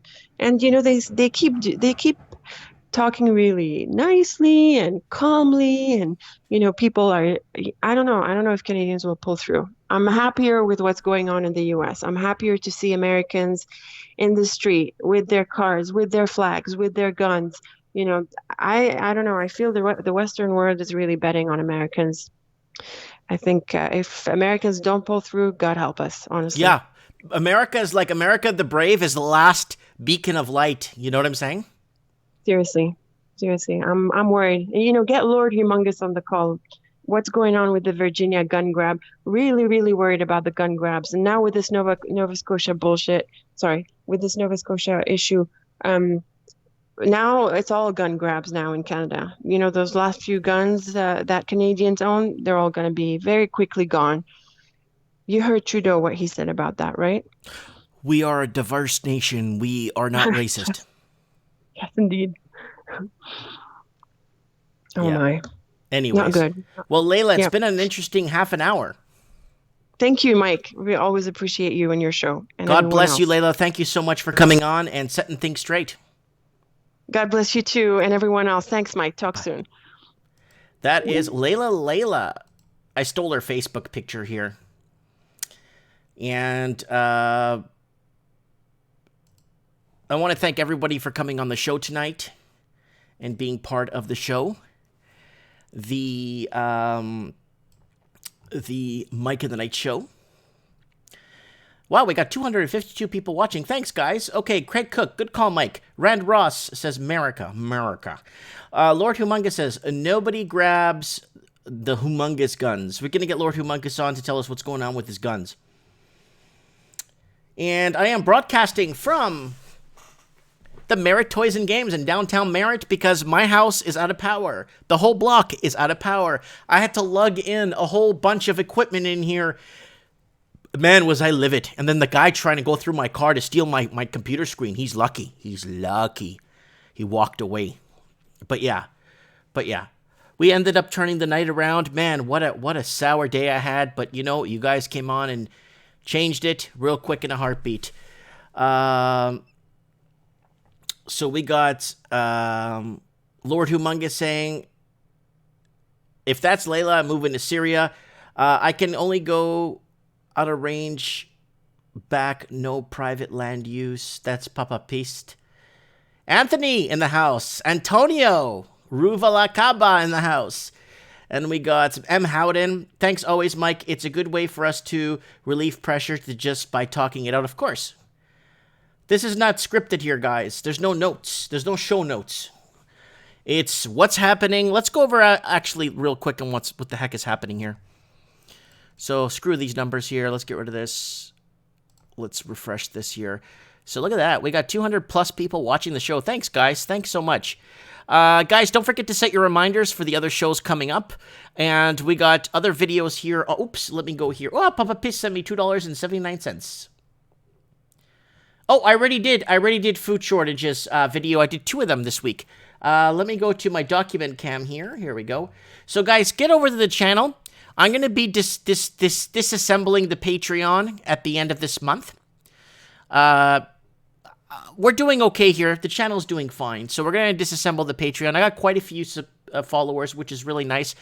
But right now, everyone needs to be smart with their money, and I'm doing fine. I bought the equipment I needed. I fixed the computer. I got a new computer screen. I got stuff I needed to get done. I got it all. So I'm okay. You know what I'm saying? So at the end of the month, we're going to disassemble the Patreon account. I'm going to take off the tip jar because we no longer need that anymore.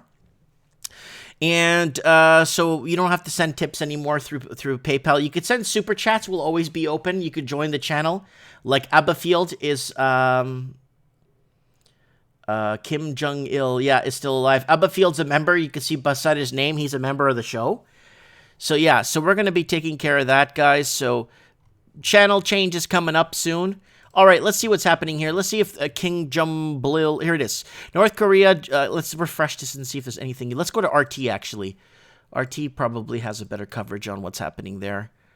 COVID-19 vaccine may be far away because there's no... Okay, demonstrators swarmed Tel Aviv to decry Netanyahu unity deal as affront to justice system. Yeah, there's lots going on right now in Israel. North Korea's Kim sends a letter to construction workers amid reports his train spotted at coastal resort. Okay, there's nothing. Kim Jong-un dead is a rumor, but political jokes at North Korean leaders' expense are already here. Just when you thought wokeness, and identity politics might be whining, Disney says it's a new Star Wars show that will be woman-centric. Oh, God. Suitable clues make people share more online, study says. Subtle cues. Who cares? All right. Woo, look at Siska. Let me go to work. Hundreds of protesters demand removal of fence in Polish-German border amid COVID lockdown. So people want to go back to work, and it looks like they're protesting there. Let me open that there for you guys. There they are. Just shaking things up there there they are there. Just protesting big time, wanting to go back to work, and the people always win in the end. The people always find a way to surpass or succumb. North Korean Kim Jong-un reported by Japanese media to be in vegetative state. Nothing could be done. Pandemic exposes liberalism's free trade, open borders, road to national suicide. Unprecedented pace of corporate debt issuance has crippled the corporate fundamentals. Visualizing how COVID-19 has impacted the media consumption by generation. Wow. All right, let's get a view from, we're going to get Lord Humungus in the show, but I have someone on the sides that's been wanting to come on for a long time. Let's give a plug to Craig. Craig, let's get him on the show.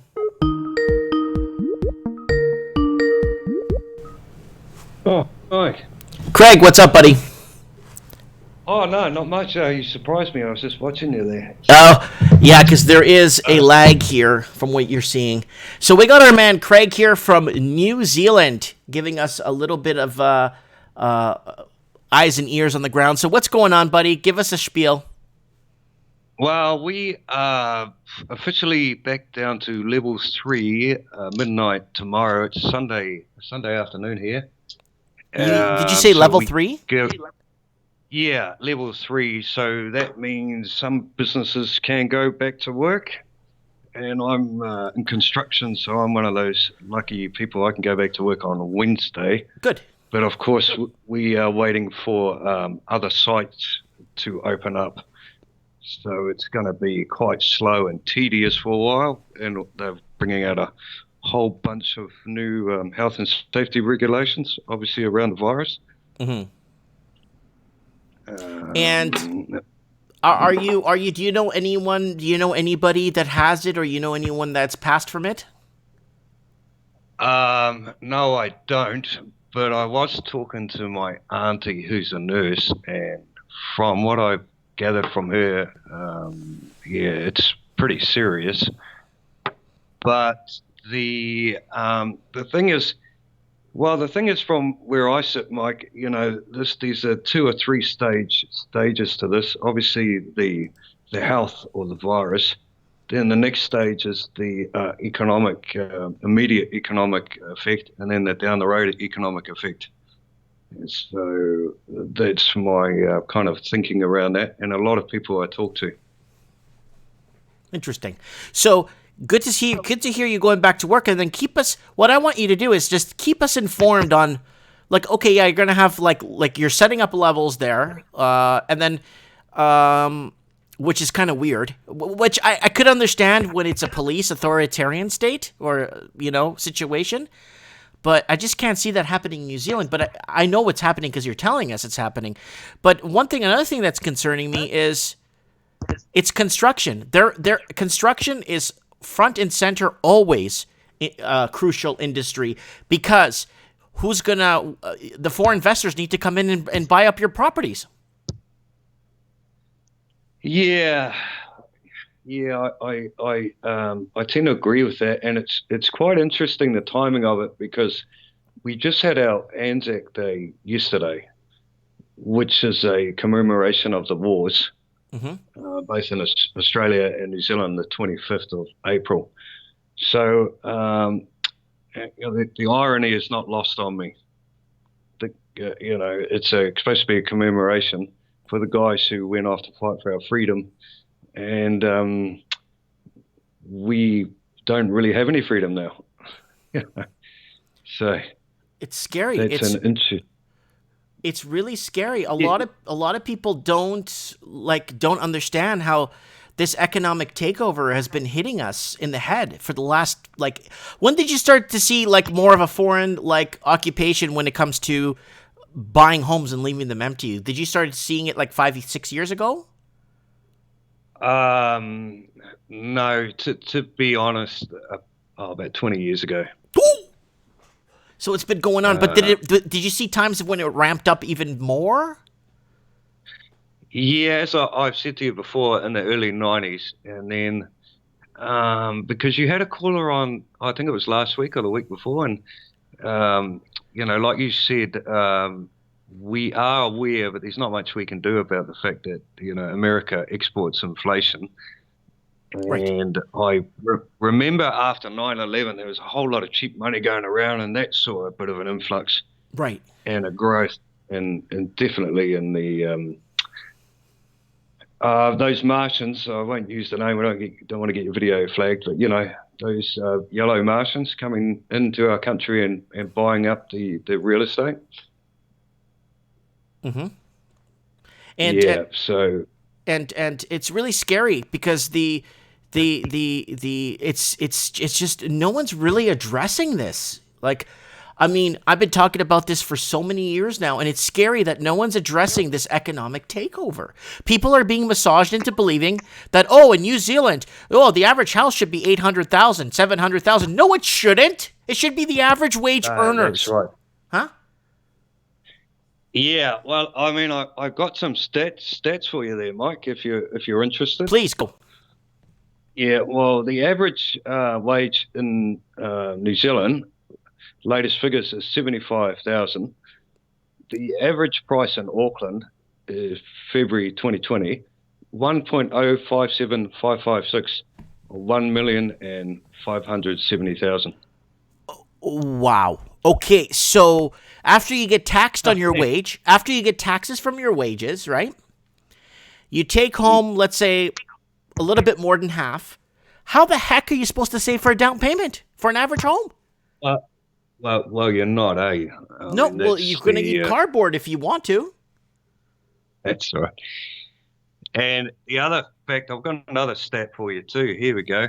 Back in 1972, the service industry was 52% of GDP, and primary, which New Zealand's famous for, meat, beef. Don't forget lamb, dairy.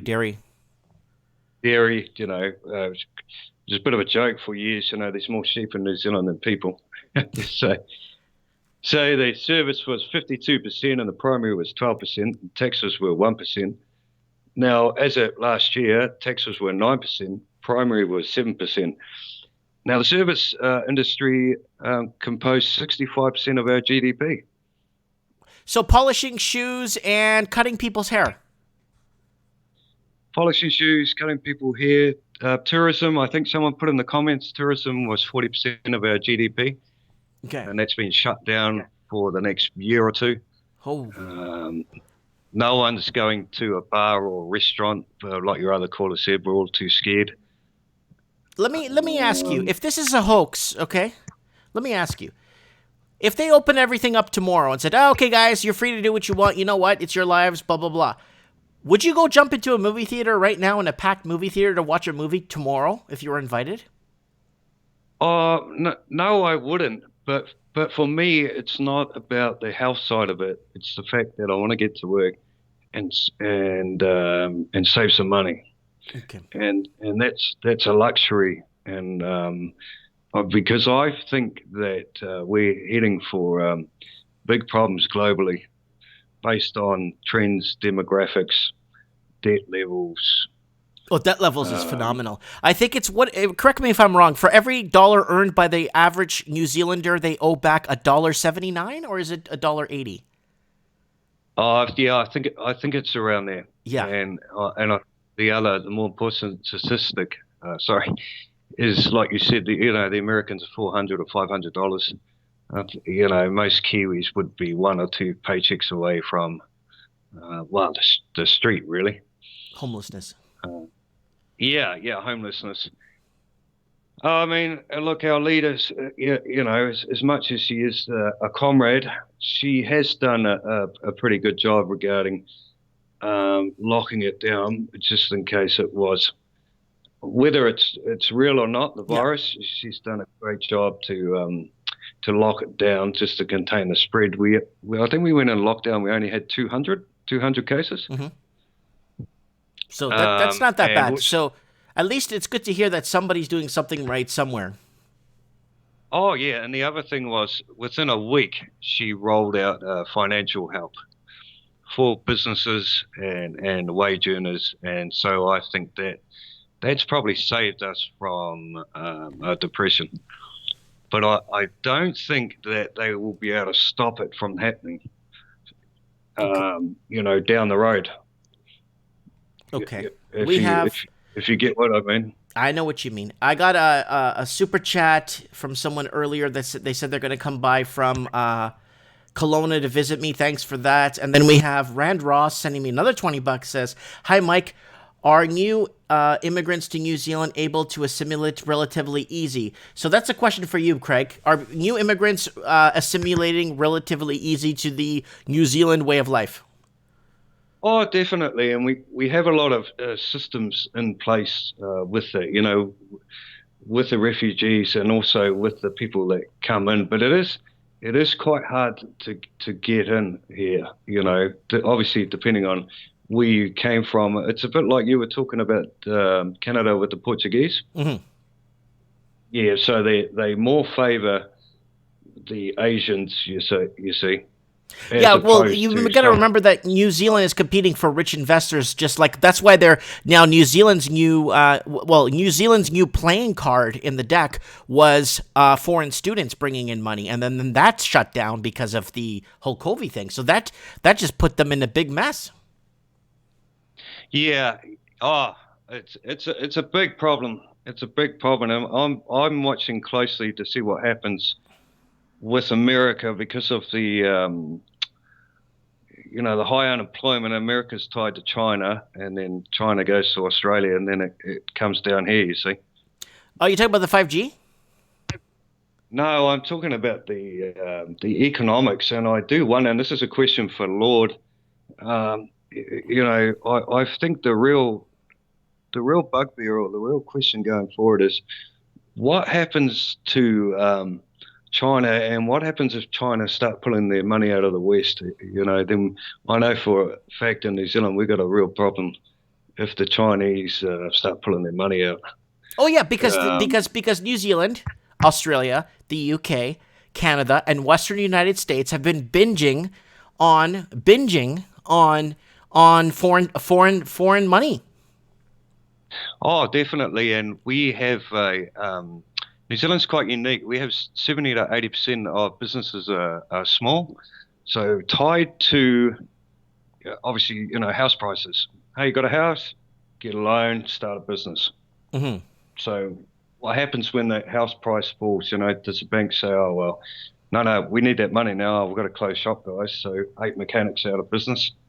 If it's a one-off, it's okay, but when it starts being a national problem, we've got a real problem. So we got Matthew. Matthew in the comments saying Australia banned lots of types of guns when the massacre happened about 20 years ago, and we used to. Do you know anything about that? Do I know anything about that? I do believe they banned some kind of guns where you can fire more than 3 or 4 rounds in a go. Okay, like semi-automatics. Yeah, I know they've done that here after Christchurch as well. Oh, that's right. I remember that. Yeah, I remember that. In New Zealand, Mike, just getting back to the other what your guy was asking. Mm-hmm. In New Zealand, it's pretty much we're very welcoming and easy lifestyle. You can do whatever you want, as long as you don't hurt anyone. So we're quite tolerant for religious, different beliefs, and I think we're quite proud of that. As Kiwis. Mm-hmm. So it's no problem, as long as you come and you want to work and you pay your tax, no one's really got a problem. Yeah, there's a little bit of obviously you're going to get some racism and different kind of things, but generally we don't tolerate that, and we're pretty forward thinking. Good. That's good to hear. Yeah. That's good to hear. Yeah. So that's about it. Is there anything else? That's it, buddy. Yeah, you caught me off guard, actually. But, that's the whole point, is to get you when you're not looking, so that you could be true, humble, and honest, and straightforward, and unscripted. Well, I do notice, though, and I will leave you on this, and something for Lord to talk about as he comes and wraps it up. There are a lot of things that they're not saying now that you just don't hear. House prices always go up, and there's good debt, and everything's going to be okay, and you got to be positive. You don't hear these positive people anymore. You don't hear that. I think collectively and globally, we've all kind of hit the iceberg, and the ship stopped, and we all kind of aware of it, and you can see it in people's eyes, if you know what I mean. Mm-hmm. Yeah. When you can talk see to it. them, you can know there's something's happening and something's brewing. Yeah, something's coming down the pipe. So, good caller, Leila, and I'm enjoying the show. So thanks for calling. Well, Craig, thank you so much for being here for us. We'll talk to you very soon, brother. Yeah, a couple of weeks. I'll get some thoughts together and let you know. Just let me know, buddy. Yeah. I'll keep watching. Thank you. Thank you, brother. Take care. Okay, bye. Bye. That's our man Craig from New Zealand. I forgot about that whole Christchurch thing where they banned some sort of weapons there. I totally forgot about that.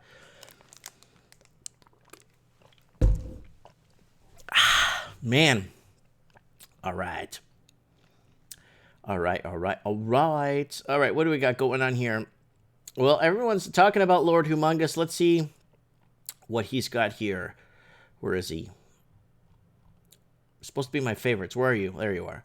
Let's get him on and ask him about gun grabs. What's happening in the United States about gun grabs?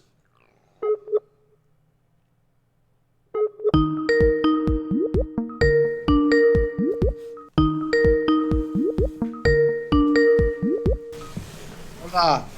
Yo, what's up, dog? Hold on. You hear me? Yep. My speaker's off. Hold on. All right, I can hear you now. Nice. Hold on, my brother. Hello? Yo. All right, guys, we got Lord Humungus on the show from just outside of Colorado. Gun grabs. What's going on? Are they grabbing guns yet or what? I got to turn down the TV. Hold on a second. I don't hear it. Are you guys watching the Jerry Lewis telethon? No, they're watching some TLC on wedding dresses or something. Some stupid show. What's so nice? It's so nice. Yes. Buy that overpriced wedding dress to get divorced in. Oh, so what was Craig's question? What did he want to know? Gun grabs. What's going on? Well, they're not going door to door in America. They're imprisoning us through our own system. Mm-hmm. It's monetary control at the end of the day. Like I told Craig, and he was talking about real estate prices. All this fiat is based on the underlying assets. Owning land outright is a good thing as far as real estate, but the whole mortgage, the whole banking thing is a fraud. It's basically they're covering money that they don't even have, so they make it up. Derivatives. Derivatives, yeah, the derivatives market. Raven was talking about Martin Armstrong. He was an insider for a long time, mm-hmm. and they threw him under the bus and put him in jail. That's usually what happens, right? Right.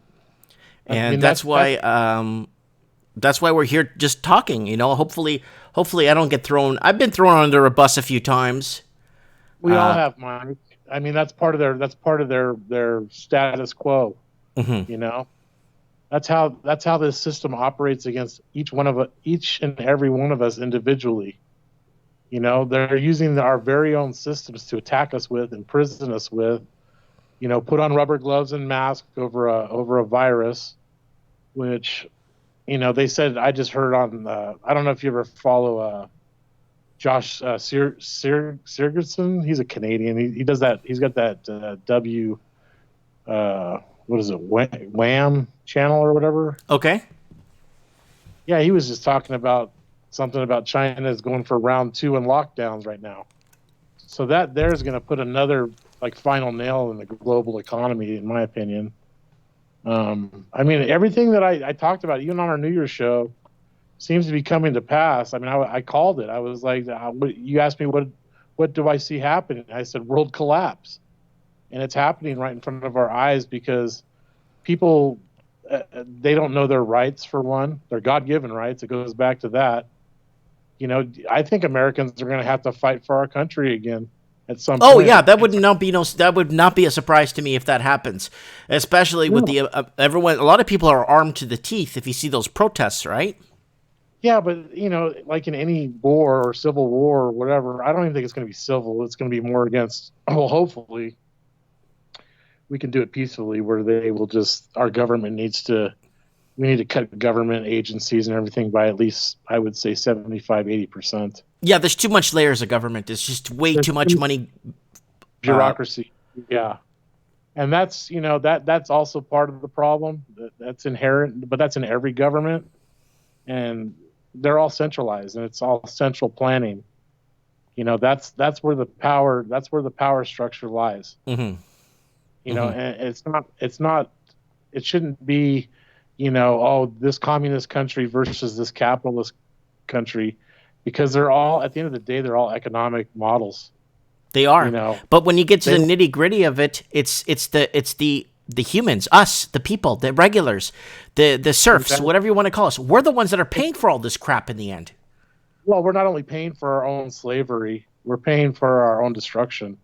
You know, it's always this group versus that group over cultural, or, you know, that's how they use the whole racist card. Like when your friend from California calls in about, you know, black roots and this and that. That's a Marxist play card that's been played for a long time. You know, this all goes back to cultural Marxism. It's just ideology. It's ideologies and programming. You know, everybody's programmed a different way. Yeah. I'm just wondering why Pseudo Scientists blocked a comment here. Parts of China are reinfected by people returning. I don't know why that was blocked. I don't know what that guy's doing, man. I don't even know who that guy is. I don't know why that comment was. He was deleting the real Kevin Thompson on his messages, and then he was getting upset or something over Axl Rose. And to me, Axl Rose is a complete troll. Yeah, he's like 5 different people with one name. I don't know who the guy is. Maybe you do. I don't know. Yeah. You know? So I don't know why comments are being blocked here on the channel. So yeah, they shouldn't be. I try not to block anybody unless I know they're an absolute troll. That's why I was blocking Axl Rose, because the guy is a complete troll, whoever he is. Guys, if anyone gets blocked, anybody blocks anybody on this channel, they're gonna lose their wrench. I don't care. Yep, exactly. You know, it's just blatant. You know, when the guy keeps saying this stupid crap over and over too, it's like, okay, we got it. You know. Oh, he actually replied to us. Hold on, he said something here. Yeah. He's saying it's a CCP propaganda. But people should be able to say what they want, right? I don't care. You know, people create dirty accounts about me and make up stories that are not even true about me. And I don't care. They let them say what they want to say about me, you know? Exactly. That's free speech. Even though it's hateful, it's not nice, but whatever. You know, people are scumbags at the end of the day, you know, but the truth will come through. You know what I'm saying? Like, no matter what these controllers do at the top, they're losing control of the entire monetary fraud Ponzi scheme. And sound money is going to be the only thing standing at the end of that when that thing comes down. That's why you see all this stuff. Mexico. Businesses going down, retail. I mean, this stuff was happening before this COVID. Bill Gates, vaccine, flu, whatever. The guy's definitely got to be in bed with the CCP. No, I'm not doubting that one bit. I'm not doubting that any bit. You know what I'm saying? And there's no how are they going to find a vaccine or cure for something they don't even know what they're. And I said this, at least, Lord, you got to back me up on this. At least back me up on this one thing. Didn't I say since the last week of December when we were talking about this that we have no idea what we're dealing with? Yeah, we didn't. We still don't. But Mike, it's a curveball that these elite scumbags that everybody praises and worships, that think like all these billionaires, that they think they're so smart and they're not. They're just inside criminals. Right. No, I totally understand that, but we're still playing this whole narrative that that we think we got a hold of what's going on. We think we understand what is going on and how it's happening, and the best thing to do is to shut us all down. But then realistically, you take two steps further back, we have no idea what the hell we're doing. Well, I mean, these one percenters, or these so-called one percenters that think they are genius and diabolical, they do this kind of stuff, and then they blame it on something totally different. Look, Papa Pissed put up a good comment. Listen to all, follow none. Exactly. That's what Chris Dwayne says on his channel. It's the truth, and he's telling you the truth about silver. You know, everybody puts in the terms, this currency or that currency. The USD is not a dollar. A weight of silver is a dollar. That's sound money. It's got intrinsic value. It's got application. Just like copper that's suppressed. It's a monetary metal still. It was used in pennies. It's a strategic metal. They don't want you to know this because we're the dumb sheep that pay for this. And garbage. nickel. They used to put nickel in nickels. Exactly. Nickel is another strategic metal. They don't want the common man, the American that believes in freedom, at least from my standpoint, Americans.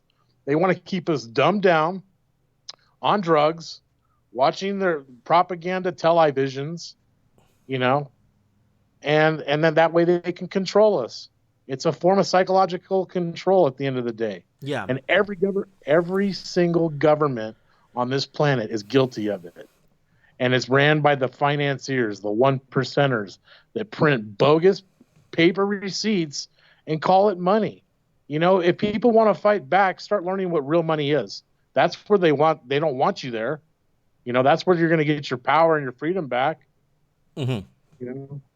I mean, this fiat system, its time is done, man. It's got to go. And now they want to get everybody hooked on a digital system, which is even worse than a paper system. This digital system could be so easily manipulated and so easily taken out of.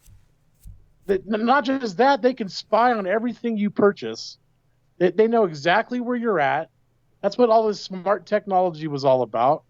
It's all about tracking and power and control and keeping the slaves inside the sheep pen. Mm-hmm. People need to wake up, man. You are losing your freedoms. We're all losing our freedoms. Mexico. I don't like being stuck and in prison in my house. I mean, this is just the God honest truth, man. Oh no, I believe you. You don't have to. We know you are spreading gospel here when it comes to. It's basically, I understand. It's 100% gospel what you're telling us. That this is the lay of basically the plan. Right. The riddle. It's a spiritual battle at the same time. It's good versus evil, man. Evil's been in control for a long time. The good are the sheep, the dumb ones, the ones that you call homeless and bums, and those are the people that need help. That's right. Not these assholes going around destroying more of our natural resources with their suits and their big corporations and their funny money and central banking Ponzi. We racket. have M. Howden saying if digital money, they could just block you from your money if you disobey. Exactly. Well, so will you tell me what if that's implanted in that Bill Gates vaccine? You know what I'm saying? Like I know Raven doesn't agree with me, but on the digital aspect of nanotechnology, but I was reading articles back in the 80s about nanotechnology and how they were developing that crap, and it was connected in like Computer Wired magazine, where Microsoft and all different articles. Mhm. I'm telling you, they have technology that has been in these dark places that they can use against us. That's why I think technology is a bad thing in a lot of in the hands of definitely the wrong people. And that, like I said before, that amazing Polly girl, she's been putting a lot of these pieces together about the connections. And yeah, I think your boy Trump's involved? Probably. I think he's been a puppet, but I don't know how he's playing this. I really don't. It seems like everybody is against the guy, but on the other hand, it's like he handpicked, different people for different positions that are Rothschild agents that, are sitting in the U.S. government. The U.S. government has, good agents, I believe, in there that they might be waking up, but our Congress is corrupted to the core. It's corrupt like it's just a dirty cesspool toilet, man. All governments are. Democrats versus Republicans, divide and conquer. The right, they tell you everything they're going to do, usually years in advance before they even do it. But we go along with it. Nobody ever stands up. Nobody uses their right or their freedom of speech to fight back and do the best they can. They just accept it and take it, drink beers and eat Cheetos and watch football games. Cheetos are good though. They are. I'm just joking. I got Raven saying an ounce of gold could buy you a hotel in Germany in the 1920s. A lot of people, there was a documentary that was a good written, well-built documentary with children playing with stacks of currency during hyperinflation in Germany after World War I. The German note went to nowhere, and people were bringing in wheelbarrows of money, and it just amounted to nothing. And look at this! Wow, look at all this money, guys. Oops, I'm not even. I don't have it. Let me get on document cam. There it is. That was a true story, by the way, too. That guy was in Bavaria, and he bought a whole hotel for 1 ounce of gold. Yeah, here it is. Here, look at this. Look at this, guys. Just stacks of money, and the children playing with the money here. People making dresses out of the German currency after World War I. And there was a good documentary about it. People taking all this cash. Look at that. It's just completely like a kid made a kite out of German currency. Crazy, huh? Yeah, because it was garbage. Completely intrinsic, completely intrinsic garbage that's not even worth the paper it's printed on. People wonder why the Nazis even came to power. It's like this big thing, but really the German people, all they were fighting for was their own independence. Yep. They don't tell you that stuff. Of course not. That's because, the winners write history, right? The victors always write the history. Right. But it's funny about America because we were like last in the end of World War II. And George Patton wanted to actually join with the Nazis and go invade Russia because they were the communist Bolsheviks that Hitler was fighting against in the first place. He even said we fought the wrong enemy. That was actually quoted. That's right. Yeah. But it really boils back down to World War I and what all happened there too. All the seeds were planted in World War I. Every seed was planted in World War I, allowing the growth into basically allowing it to wheelbarrow right into World War II. And everything was pretty much in line with all the banks. Everything was in line with the big powers. Everything was in line with everything. Yeah, the Rothschilds, right? They bet on both sides. I mean, they funded both sides of World War II. There was Americans here that supported American banks and financiers that supported the Nazi Party. That's. I mean, they won't tell you this history, but that's the truth of it. Because it all boils down to who controls the so-called world monetary system. That's how they gain their. That's how they gain their power. It's just like what Henry Kissinger said. Control a nation, you control the food supply. That's a communist tactic. The communists were starving people in Russia for I don't know how many eons. Yeah, they starved, I think, in one decade, like 20 million people. Yeah. right? So So everything we've learned about World War II and all that whole time period, you're not getting 100% of the truth of what really happened. you're never going to get the truth. No, you got to find it for yourself, and that's what I would tell people, and never give up your rights. Do the best you can to speak up and fight back, man, because it's getting to that point. Because they're pulling those communist tactics on us. They pulled it on the world with this whole virus scam. Mm-hmm. You know, to say that it's just China too is, I don't think it's just them. I think it's just the world powers, and they're in every country, and it all boils back down to who controls banking, finance. That's it. That's it. I mean, that's the way I put it together. Tell me I'm wrong. No, you're not wrong. You are not wrong by any stretch of the imagination. What you're saying, again, is gospel. Yeah. You got, like in any crime, right? You always got to follow the money. They always tell you that. Yep. But they don't ever tell you what the money is. You notice that? No. Yeah, I noticed that. I know exactly what you're talking about. We have psychologically as a world gotten so brainwashed to think that the US dollar that they print out of nothing is the number one reserve currency of the world, when it's just as worthless as all the other currencies, the yuan, anything connected to paper, anything connected to unsound money, and that they call money is where they derive their power from. Mm-hmm. It's because it's not real, Mike. The only way to make money real is to have it backed by some sort of intrinsic, like gold or silver or something. Yeah, exactly. Money is minted. It's not printed. That's right. A lot of people don't know that.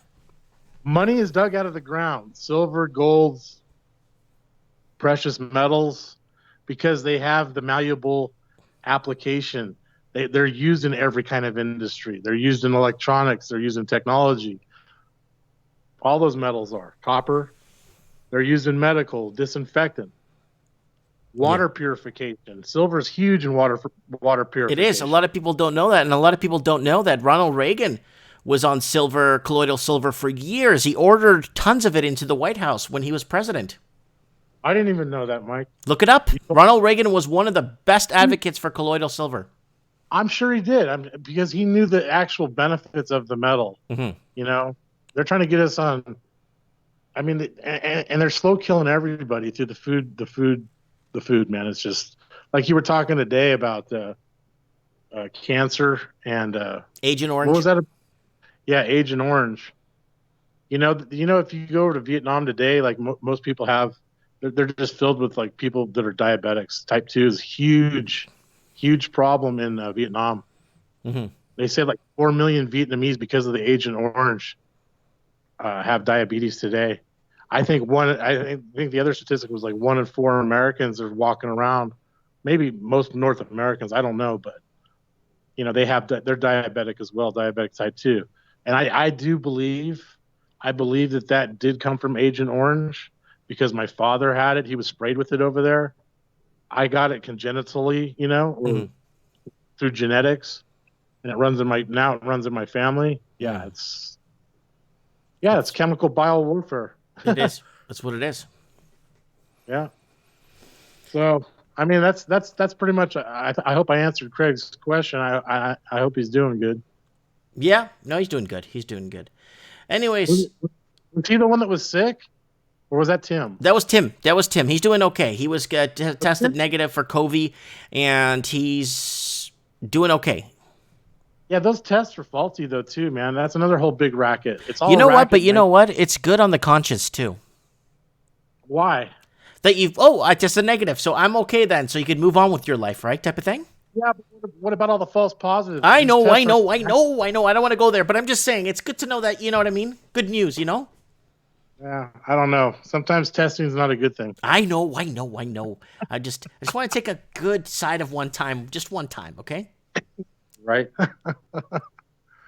All right, buddy. Okay, Lord, you take care. God bless you, eh? Hey, I'm going to mail you out this stuff on Monday or Tuesday. I'm going to mail you out a few things and some stuff there from the show and the mugs that came in. Awesome. You take care now, eh? You too. Bye. Bye-bye. That is our man, Lord Humungus. Woo. Let's get. All right. Let's see. I don't know if the Raven wants to come on. I talked to him like 3 times today. Let's see if the Raven is available. I keep losing him because I have like a million Ravens on here. Like 8 Ravens on here trying to add me on Skype. And there's only 1 Raven.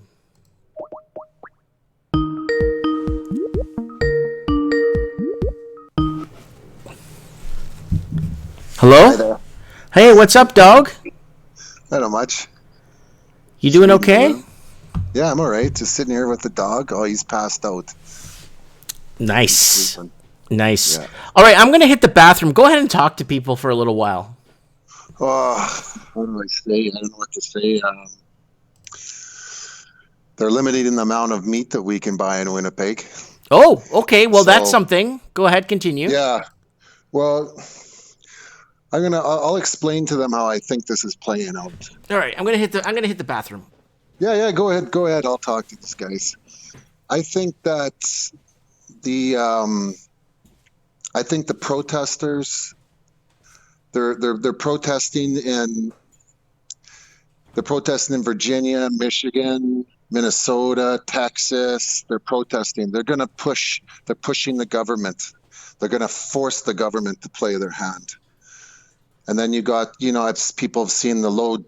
Stanford University put out a study. They figure the kill rate is about 0.01 to 0.03. And that's counting all the fraudulent deaths that are in there. So the low kill count that we finally found out is lower than it actually is. It's 25 to 50 times lower than the CDC said it was going to be. So we have low kill counts. We have the protesters. Those two different things are going to force the government to play their hand. What are you going to do? You're going to start opening up? You're not going to open up? Well, people are going to start getting violent. Order from chaos. The Freemasons, order from chaos. They're starting to get a little bit crazy here and there. Meanwhile, the food's shutting down all over the world. Now they're going to call, they say, up to 200 pigs by the end of the first week of May, second week of May. Avian bird flu in Europe. They got avian bird flu in the States. You got 200 million pigs killed in China. You got another million in Vietnam that got culled. You got the cod fishing on the West Coast is done. No more eggs for next year's cod. You got corn and Zimbabwe's toast. Crops in the States are getting plowed back into the ground. You got people limiting the amount of meat, toilet paper. You can't buy gasoline jugs. You can't buy this. You can't buy that. It's escalating faster and faster and faster. They won't let you buy seeds in Walmart, Walgreens in the States, non-essential products. You can see the writing on the wall. So, these Raven, I'm back. How does this make you feel? You know what, man? I said in October, they're going to sever food distribution. Could see it coming. There was an event coming. You could see it. No, and, you did. I did. You did several. Actually, you did several times. Several times. I think up to 10 weeks before the first virus was even reported. Because I saw that snowstorm and I realized how fragile humanity was. And I realized Trump was beating down the world with that trade war for a reason. He weakened the shit out of our economies. He did that on purpose. Trump is Xi Jinping. Trump is Putin. Trump is Hillary Clinton. Get that through your head. When he goes on Twitter and says, Virginia, fight for your First Amendment. First Amendment is freedom of speech and freedom to assemble, right? And freedom of the press. And to redress grievances with the government. It's freedom of speech, more or less, is what he's referring to, and freedom to assemble. He's going on Twitter saying, assemble, assemble. Okay, you want to figure these people out? Get it through your head. They're lying pricks. They will lie to you like the devil. They will cheat you. They will lie to you. They'll use half-truths. If you can separate any truth from these people, you have to know where they're coming from. They will say or do anything to fool you, to guide you, to take you where they want to. If you can come to the realization that they are all the same, they are the 1%. They are the kings, the queens, the prime ministers, presidents. All these people are the same. Trump is the same as all those pricks and Clintons and all of them. They are the same. They answer to the same master. They answer to higher ups. They are the puppets. So Trump says, hold on, hear me out. Trump says, Virginia, protect your First Amendment. That's double speak. He is buying himself an alibi. That guy is a lying prick. Don't ever trust him. Don't think he's fighting the deep state. He is the deep state. These people are all connected. Look at Xi Jinping's face. You see the misery in that man's face? How many hundreds of millions of people do you think he realizes they're going to die from what's going on? You can see it in his face. Read their faces. Go ahead. Is it like our prime minister when they asked him about that question and he looked like he saw a ghost? I really believe that Justin Trudeau is too stupid to be even allowed into this. He gets a phone call in the morning. This is what you're going to say. Say it. I just think that he's told you're gonna do what you say, what you're told. I don't think he even knows the big picture. People like Merkel, Macron, Putin, Xi Jinping. These people are all in this. They look at Netanyahu. He just got another term. Putin, he's going to. Isn't this like his 8th term? Yeah, and Xi Jinping, he's for life. Oh, he's for life. He's the what do you call it? The emperor of China. Yeah, he's good. These people are going to sit at the table, the New World Order table. They're going to have some position in that. And but with these protests and the low death counts that are coming out from certain studies that they've done, that people have already built immunity to this. So this thing is way bigger than they thought. Mm-hmm. So they're forcing the government's hand.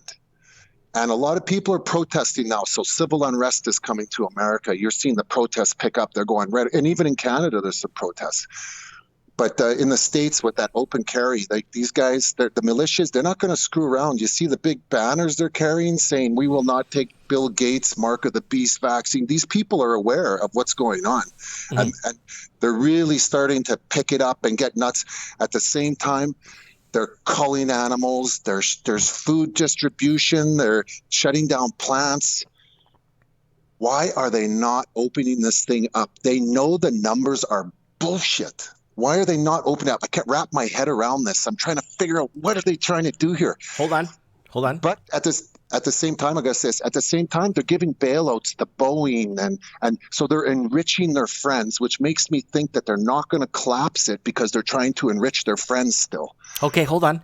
I got something that's breaking here that was sent by Low Roll Scratcher. Here it is from an hour ago, and this is by Forbes. Stimulus proposal, $2,000 payment plus $1,000 per month until 1 year after crisis ends. This is in the United States. The CARES Act provided many Americans with financial relief in the form of $1,200 stimulus check, but the program rolls out. It has become apparent that lawmakers that more financial assistance is needed. So are we looking at universal payments or universal income? I see half a dozen agendas right there. Half a dozen agendas. You're going to universal basic income? I don't believe so. I believe most of us will be dead by then. That's just bullshit. They're never going to pay people to stay home. They're going to sever food distribution. That's where it's going to come from. Civil unrest, order from chaos. They're going to let this shit fly. That's what I believe. I'm starting to really, really look at that because it's picking up speed now. And they're not letting anybody out, and they're saying longer and longer. The numbers do not warrant us being locked in our house. This is bullshit. I walk around all day, walk my dog, talking to people everywhere I go. This is the back of my truck right now. If I went and took a picture of it right now, written in the dust on my tailgate says "Plandemic." I drive around with that. Did somebody graffiti that on there with their fingers? No, I did it. Oh.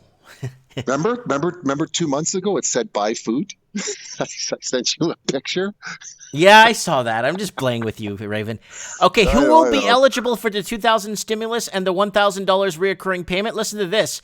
The goal of the bill is to guarantee no one is left behind. As written, the bill will provide $2,000 prepaid debit card to everybody. So they're giving you a debit card, $2,000 prepaid, including taxpayers, dependents, non-citizens, individuals who not have a bank account, social security number, or a permanent address. Wow. And people living in unincorporated territories or protectorates, and Americans living abroad. Wow. There's no way it's going to work. You're a debt-disabled world at this point. You're broke. You're bankrupt. 50% of the municipalities in the United States are bankrupt. They're stealing from the bridges to pay for the roads. They're stealing from this tax to pay that. They got no money. They go, oh, sure, we're deep into MMT now. We're going to print as much as we can. That's no way to fix anything. There's too much debt, man. You're not going to be paying people $2,000 to stay at home, but you will control them by telling them they can have money. You will make them not less, protestable. They're not going to protest as much if you're giving them money. So you'll keep them quiet. You'll carry this on further. You'll sever more of the supply chain. You'll shut down more of the plant processing and then of the food processing. And we're getting ourselves into a little bit of a bind here. We're putting a little too many eggs in the baskets. 40% of San Diego, I read, went to the food bank last month. Mm-hmm. That's a big deal. Sudan, they're starving. Zimbabwe, Cuba, New York. It's all over. It's everywhere. It's all over the world. Look at Venezuela. You can't come out of your house. We'll shoot you. You got to stay in your house and starve to death. Mm-hmm. It's out of control. And I think people should really wake up to that. Like, I don't think buying enough food, like how much food can you buy? Like, what you going to last for an extra 2-3 months while you watch the rest of the world disintegrate? What are you going to, like, why are the governments not telling us to grow gardens? The CPI numbers are going to be astronomical. No, in Portugal, because I watch the news from Portugal a lot, usually when I'm at night, because the time difference. The Portuguese government is mailing out seeds to anybody that needs them. And there's they send a list out, and they could go online in Portugal, and they could go out and check off whatever boxes of seeds they want, and the government will mail them seeds. That's the first I've heard of that. Yeah.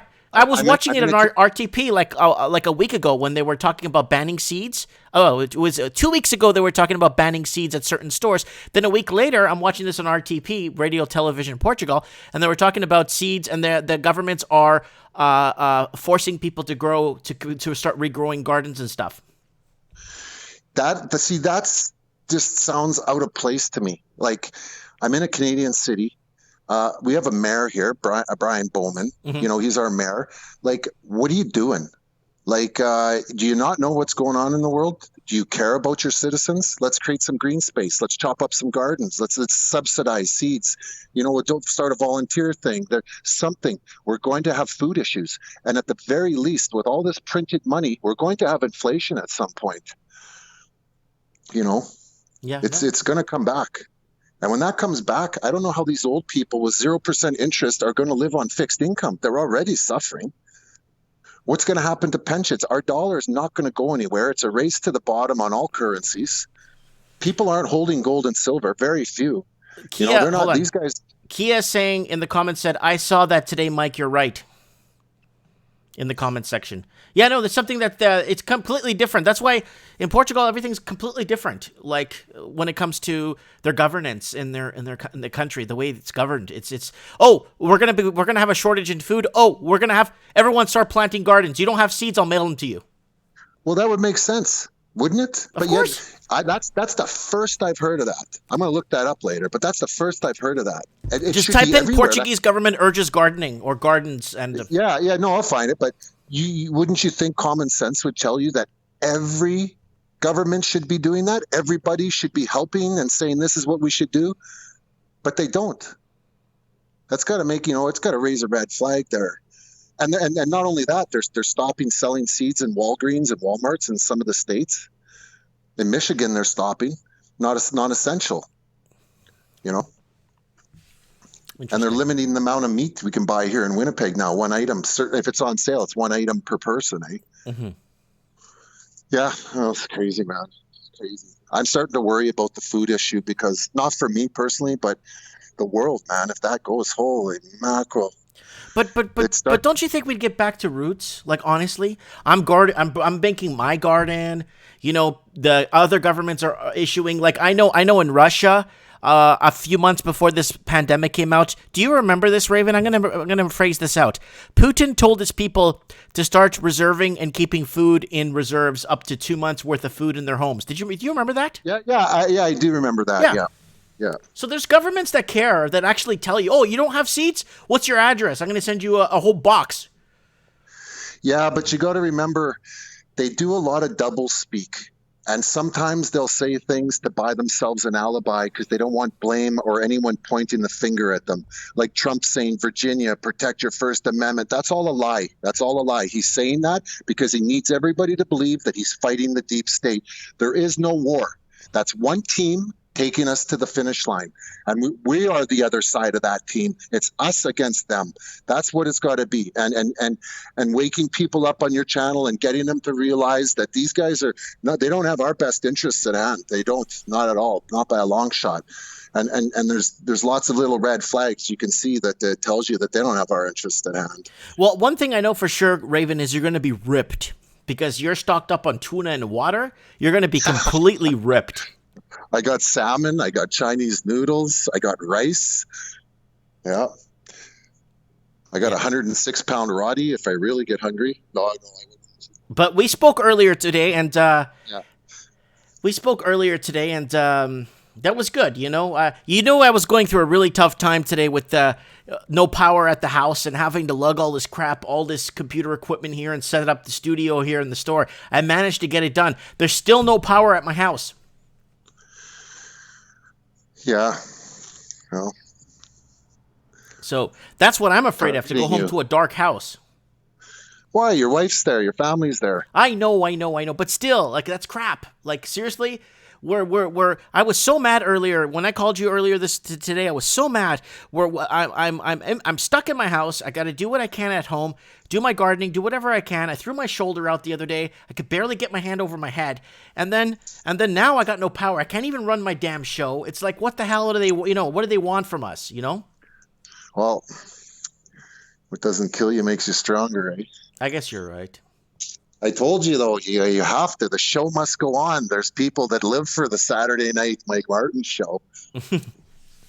You tell me these people in this room weren't waiting for you to come on tonight. I know every one of them was waiting for you to come on. Yeah. That's for Saturday night, man. People plan their whole week around this. Wow, that's pretty cool. Well, we're gonna get, we get good guests on, and it's like, like I'm not right all the time.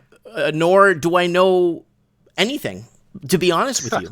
Do any of us know anything? Yeah. I'm just here. This is what's happening here. This is what's happening. This is the angle. Okay, let's see what Leila has to say. Okay, perfect. Let's see what this has. Let's see. And get everyone's feedback and input. You know what I'm saying? I'm just trying to be like, I guess, the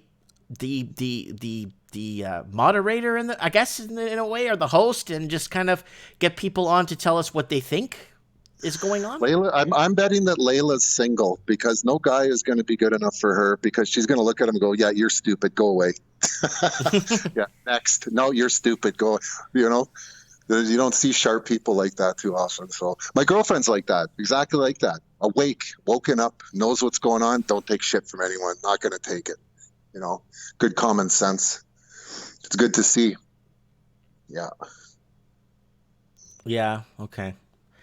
Leila is saying, a hermit like me looks forward to listening to people who make sense. Kia is saying, Saturday and Wednesday night, we are booked with Mike for life. We got Lord Humungus saying, what? The land of the free? Whoever told you that is your enemy. Big Brown New Zealand, big Rob, New Zealand is saying TV is dead, Mike Martins is live. You know what? I don't watch TV no more. Watch that, what's that, Batar, that Dr. Batar, that Into the Shadows, Out of the Shadows, that Mexico. Show. Mm-hmm. It's all programming, eh? It's just, I don't watch TV anymore. Mm-hmm. No, I don't watch their crap at all. Okay, if you were to gauge, like, do you watch, how much, like, if you were to gauge me with CNN, how much more do you watch of either me or CNN? I don't really watch CNN, okay. But I do about 10 hours a day, usually around maybe 10 hours of reading and studying and watching, sometimes more, maybe sometimes a little less. I'm on holidays though, so I could do that. I'm on a month off. Too friggin' bad Average, this thing wasn't going on, because I'd tell you to come and spend a week or two here with me. yeah. I actually, I'm doing renos on I'm trying to dump my properties as fast as I can. I'm Okay. trying to list one here in the next couple of weeks. I got to get out, man. There's going to be a small window where they're going to start letting people out, I figure, in June. There'll be pent up demand for buying, and there's a window there. I got to get out. I got to get out. And I might sell everything. I might get like I heard Stephen Lord right earlier, there's a 60% haircut coming. He's right about that. You're not going to have these elevated housing prices anywhere in the world. Anywhere, not with currencies collapsing. But they say in a hyperinflation, stock markets hold quite a bit of their value, maybe a 50% loss in some stocks. You can hold some of the value of your currency in stocks. I don't know about houses. I think that they're going to become extremely expensive, but the currency is just going to go so low that it's just going to start to fade on the price. And there's so many jobs that are going to be gone with all those small businesses. You're going to see an explosion in poor people walking around. And the amount of pressure on the economy from that, the deficit's got to triple, quadruple. Who knows how much? We're going down the tubes, man. And this is where we're going to go. It'll be a great learning experience. Every one of us could be economists in the next couple of years. Once, if we could just tell people what we saw, we can explain the Crash whole thing. course. Oh, it's unbelievable. We're living it. And the people in your room who read about it are actually educating themselves. As the people out there, the sheep, they don't know what's going on. They think the economy's great. They think it's all going to be fixed. They're going to have a vaccine. Everything's going to be good. We have Pathfinder in the comments saying, Mike, any more updates on the rise of commercial theft? It's a heyday for all thieves when masks are required. Yeah, they said Vancouver went from 1 to 4 commercial. I seen that on Press for Truth, 1 to 4 a day for commercial thefts. Mm-hmm. Yeah, I covered that of like 2 or 3 weeks ago. I can't even remember. But yeah, I covered that, and then I revisited it again because more and more stuff. So they're telling store owners to put their stock somewhere else. Yeah. And my mom was telling me, I'm growing a garden, and they're at a 55 plus condo building, and they got gardens set up. They're going to grow. I said, you know what? The way it's going, they'll be stealing your food before you even wake up in the morning. Oh yeah, that's a scary thing. You're going to see a lot of garden thefts. People are going to be tight on food and money, man. And if they have a meltdown, which by any means of logic, like. Pick an angle. Repo, corporate debt, credit cards, housing, stock market bubble, derivatives bubble, government debt bubble, personal household debt bubble. Inflation. But where do you want to go? Hyperinflation. Housing. Food distribution. There's no economy left. Whatever you're looking at is like Weekend at Bernie's. It's a dead body they're dragging around. It kind of reminds me of Hill Dog when you say that. Hill Dog. I think Hill Dog's going to go down in the end. Yeah, Hill Dog. Yeah. Ashima saying, Mike, there is a shortage of cash in the economy, and the only way out is to print more. Well, no, there's a shortage of dollars all over the world, but the U.S. has a swap line opened up with 14 central banks. And there's another thing. They don't have a swap line with China. They make it look like China's their enemy. I'm not going to say it. Bull crap. That's sleight of hand to make you think that. These guys are all connected. They'll play games like that to make it's a psychological thing. Don't believe anything these people say, anything they do. You'll start to learn how to pick their bullshit out of the things, eh? Mm-hmm. Like I watched that guy the other day, Knut Witzauer, the German Rockefeller University, the guy who is their biolab guy, epidemiologist, Rockefeller University, 20 years. And he says in the 5-minute mark, they ask him, do you think social distancing and sheltering in place at home is the way to beat this virus? And this Rockefeller University epidemiologist, that's Rockefeller's man, his answer is, well, I'm not paid by the government, so I have the luxury of using science. That right there if you're watching for it, is him separating the Rockefellers away from the government. They're buying themselves an alibi. They're getting away from the government. Give me the money of a nation and I care not who's in power. The Rockefellers are the government. They are the puppet masters, and they have puppet masters above them too. But they're the ones. But you see how their guy separated them from the government. He's buying the Rockefellers an alibi. They're putting the blame on the government. Keep the Rockefellers away. And then that interview was pulled the next day, gone off the internet. You can't get it anymore. That's some serious stuff. Hey, Well, you told me this. You told me this a week ago when I was talking to you. know. Yeah, I know. But if you're not watching for that stuff, and if you're not really looking, like Trump today or the other day, horrible disease, horrible disease. Stop repeating it. You're not programming me, okay? I figured your shit out. Stop programming the people. It's a very bad, monstrous disease. Once you know what to look for when you watch these people, never trust what they say. Focus on the words that they say and how they're helping each other and they're trying to fool you. These guys got a big thing going on here. They screw it up, they're done. There's a lot of us and not so many of them. And they're starting, things are starting to get like a tinderbox here, and somebody's going to flick a match one of these days. And we're forcing their hand now with the protests and the low death numbers, and there's certain other aspects they're forcing their hand. So these guys got to make a choice. What are we going to do? We're going to try and open this up. How are we going to play this out now? This ain't this is all by design. Leila's right. That's all by design. This was done in China on purpose. This is all done. They had this figured out years ago. If people can't figure that out, I can't help you, man. I can only point the direction. I'm not going to force you to get onto the ark. I'm only going to warn you that it's raining, Mm-hmm. That's it. Yep. Oh, look at this Raven guy. Why is he building this boat on dry land? Miles from the ocean. Yeah. Some old guy was listening to. I walked the dog downtown the other day. I was by the river and I was talking to these people, and this old guy walks by and he's listening, and he goes, "You must be a Trump supporter," and he walked away. MAGA, Microsoft, Apple, Google, and Amazon. Yeah. MAGA. Yeah. Cobra Jones is saying Raven needs a tropical vacation. I just got back from Dominican, man. I had my own pool in front of my room. Yeah, I'm gonna go to Santo Domingo myself. Yeah. I haven't been in Santo Domingo, the capital of República Dominicana. No. I stayed in a resort there. In Puerto Plata or in. Yeah, I had a two-story duplex on a resort. Like it's a duplex side by side. I had one side, but it's 2 stories. Where in Punta Cana? Where? Punta Cana, yeah.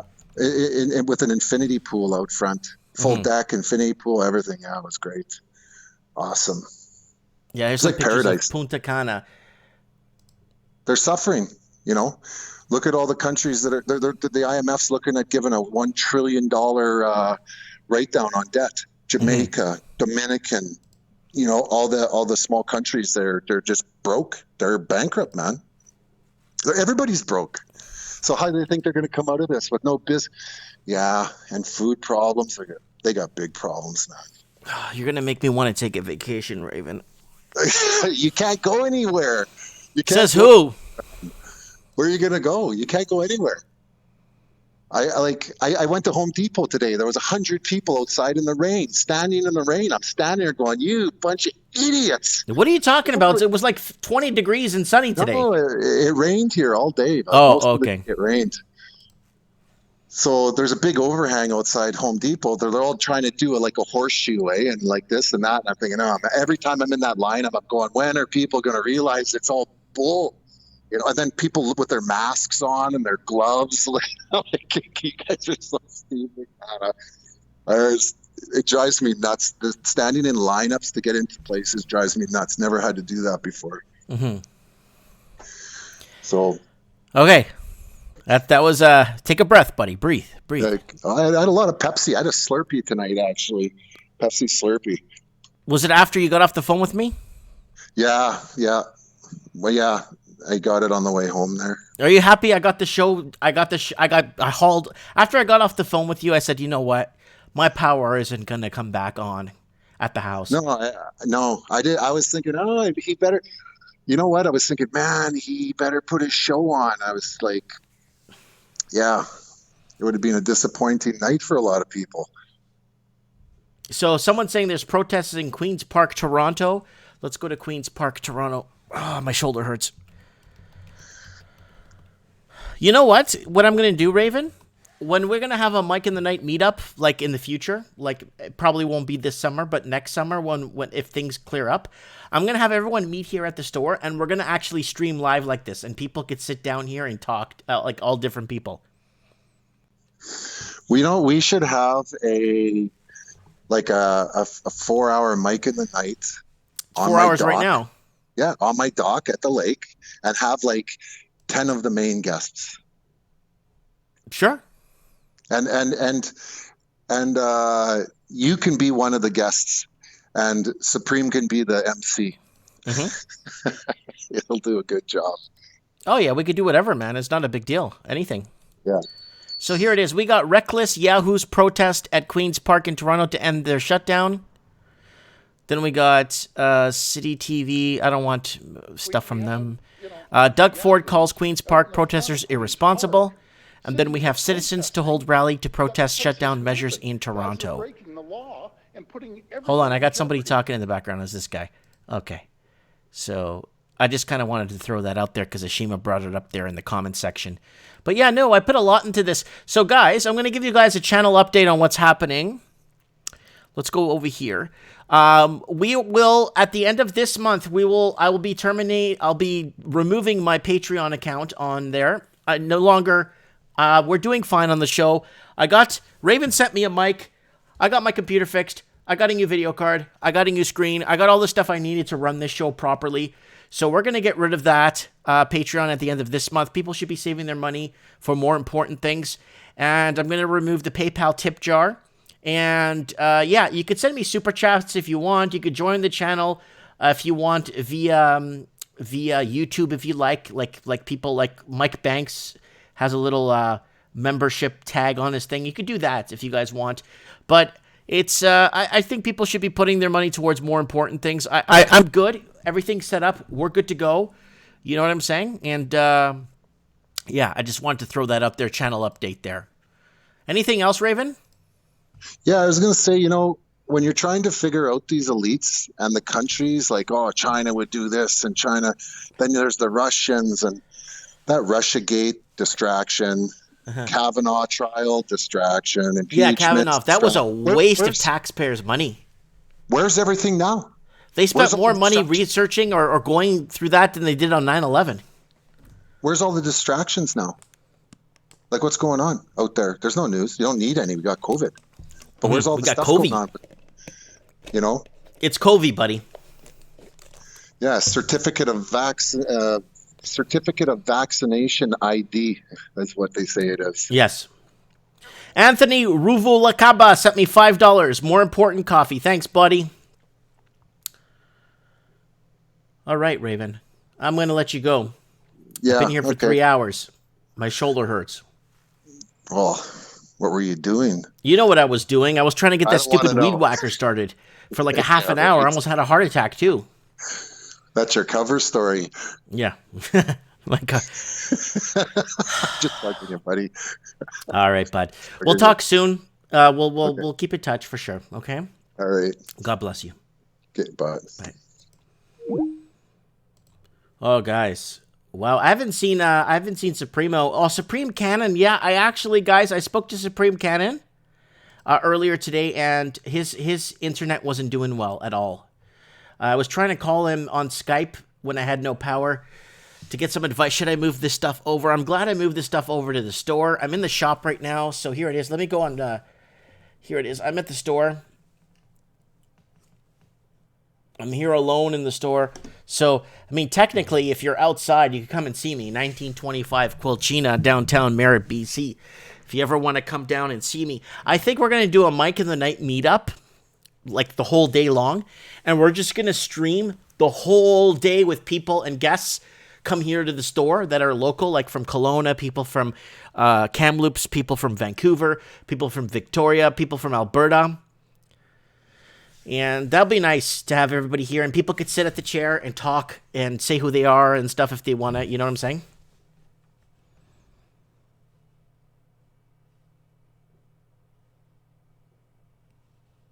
So, yeah, guys, I'm it's been a long day. It's been one of those days. It's been one of those, but I'm really grateful that you guys came along and you know, yeah, the Merit Games debate table. That's right. Oh. Yeah, appreciate you guys coming along tonight, you know, and being part of the show. And getting all different angles, all different stuff, all different people from all different parts of the world to come on. We had a guest on. We had Leila from Syria. We had Lord Humungus from Colorado. We had that other gentleman there from California, the real estate agent. We have the we had people from everywhere. You know what I'm saying?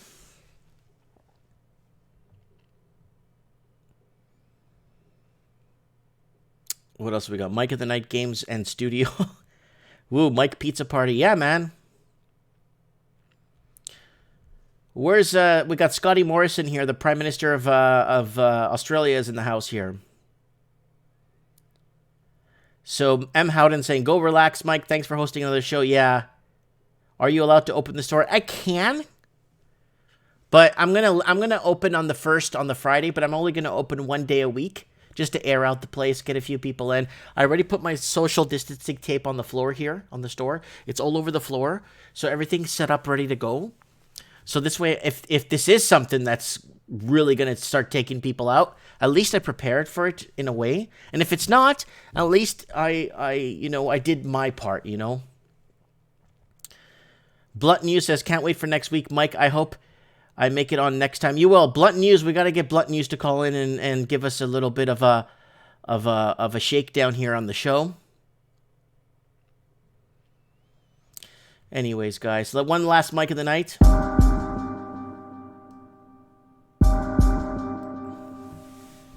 Gemini King, Mike in the night, and the Gemini crew.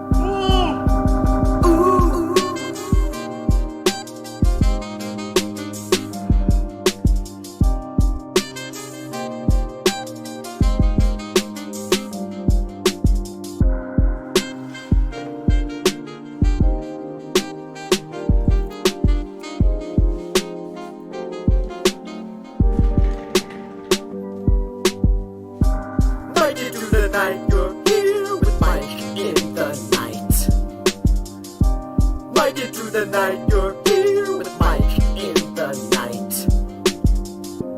Let's just talk about the world. Give this page another turn, 'cause you're here with us tonight. Everything's alright when you're here with Mike in the night. Mike it through the night, you're here with Mike in the night. Giving the world light when you're here with Mike in the night. Mike it through the night, you're here with Mike in the night. Sometimes things are just absurd, so let's just talk about the world. 'Cause you're here with us tonight. Mike it through the night, you're here with Mike in the night. Mike it through the night, you're here with Mike in the night. Let's just talk about the world. Give this page another curl, 'cause you're here with us tonight. Everybody, stay safe, and if you can't stay safe, be careful.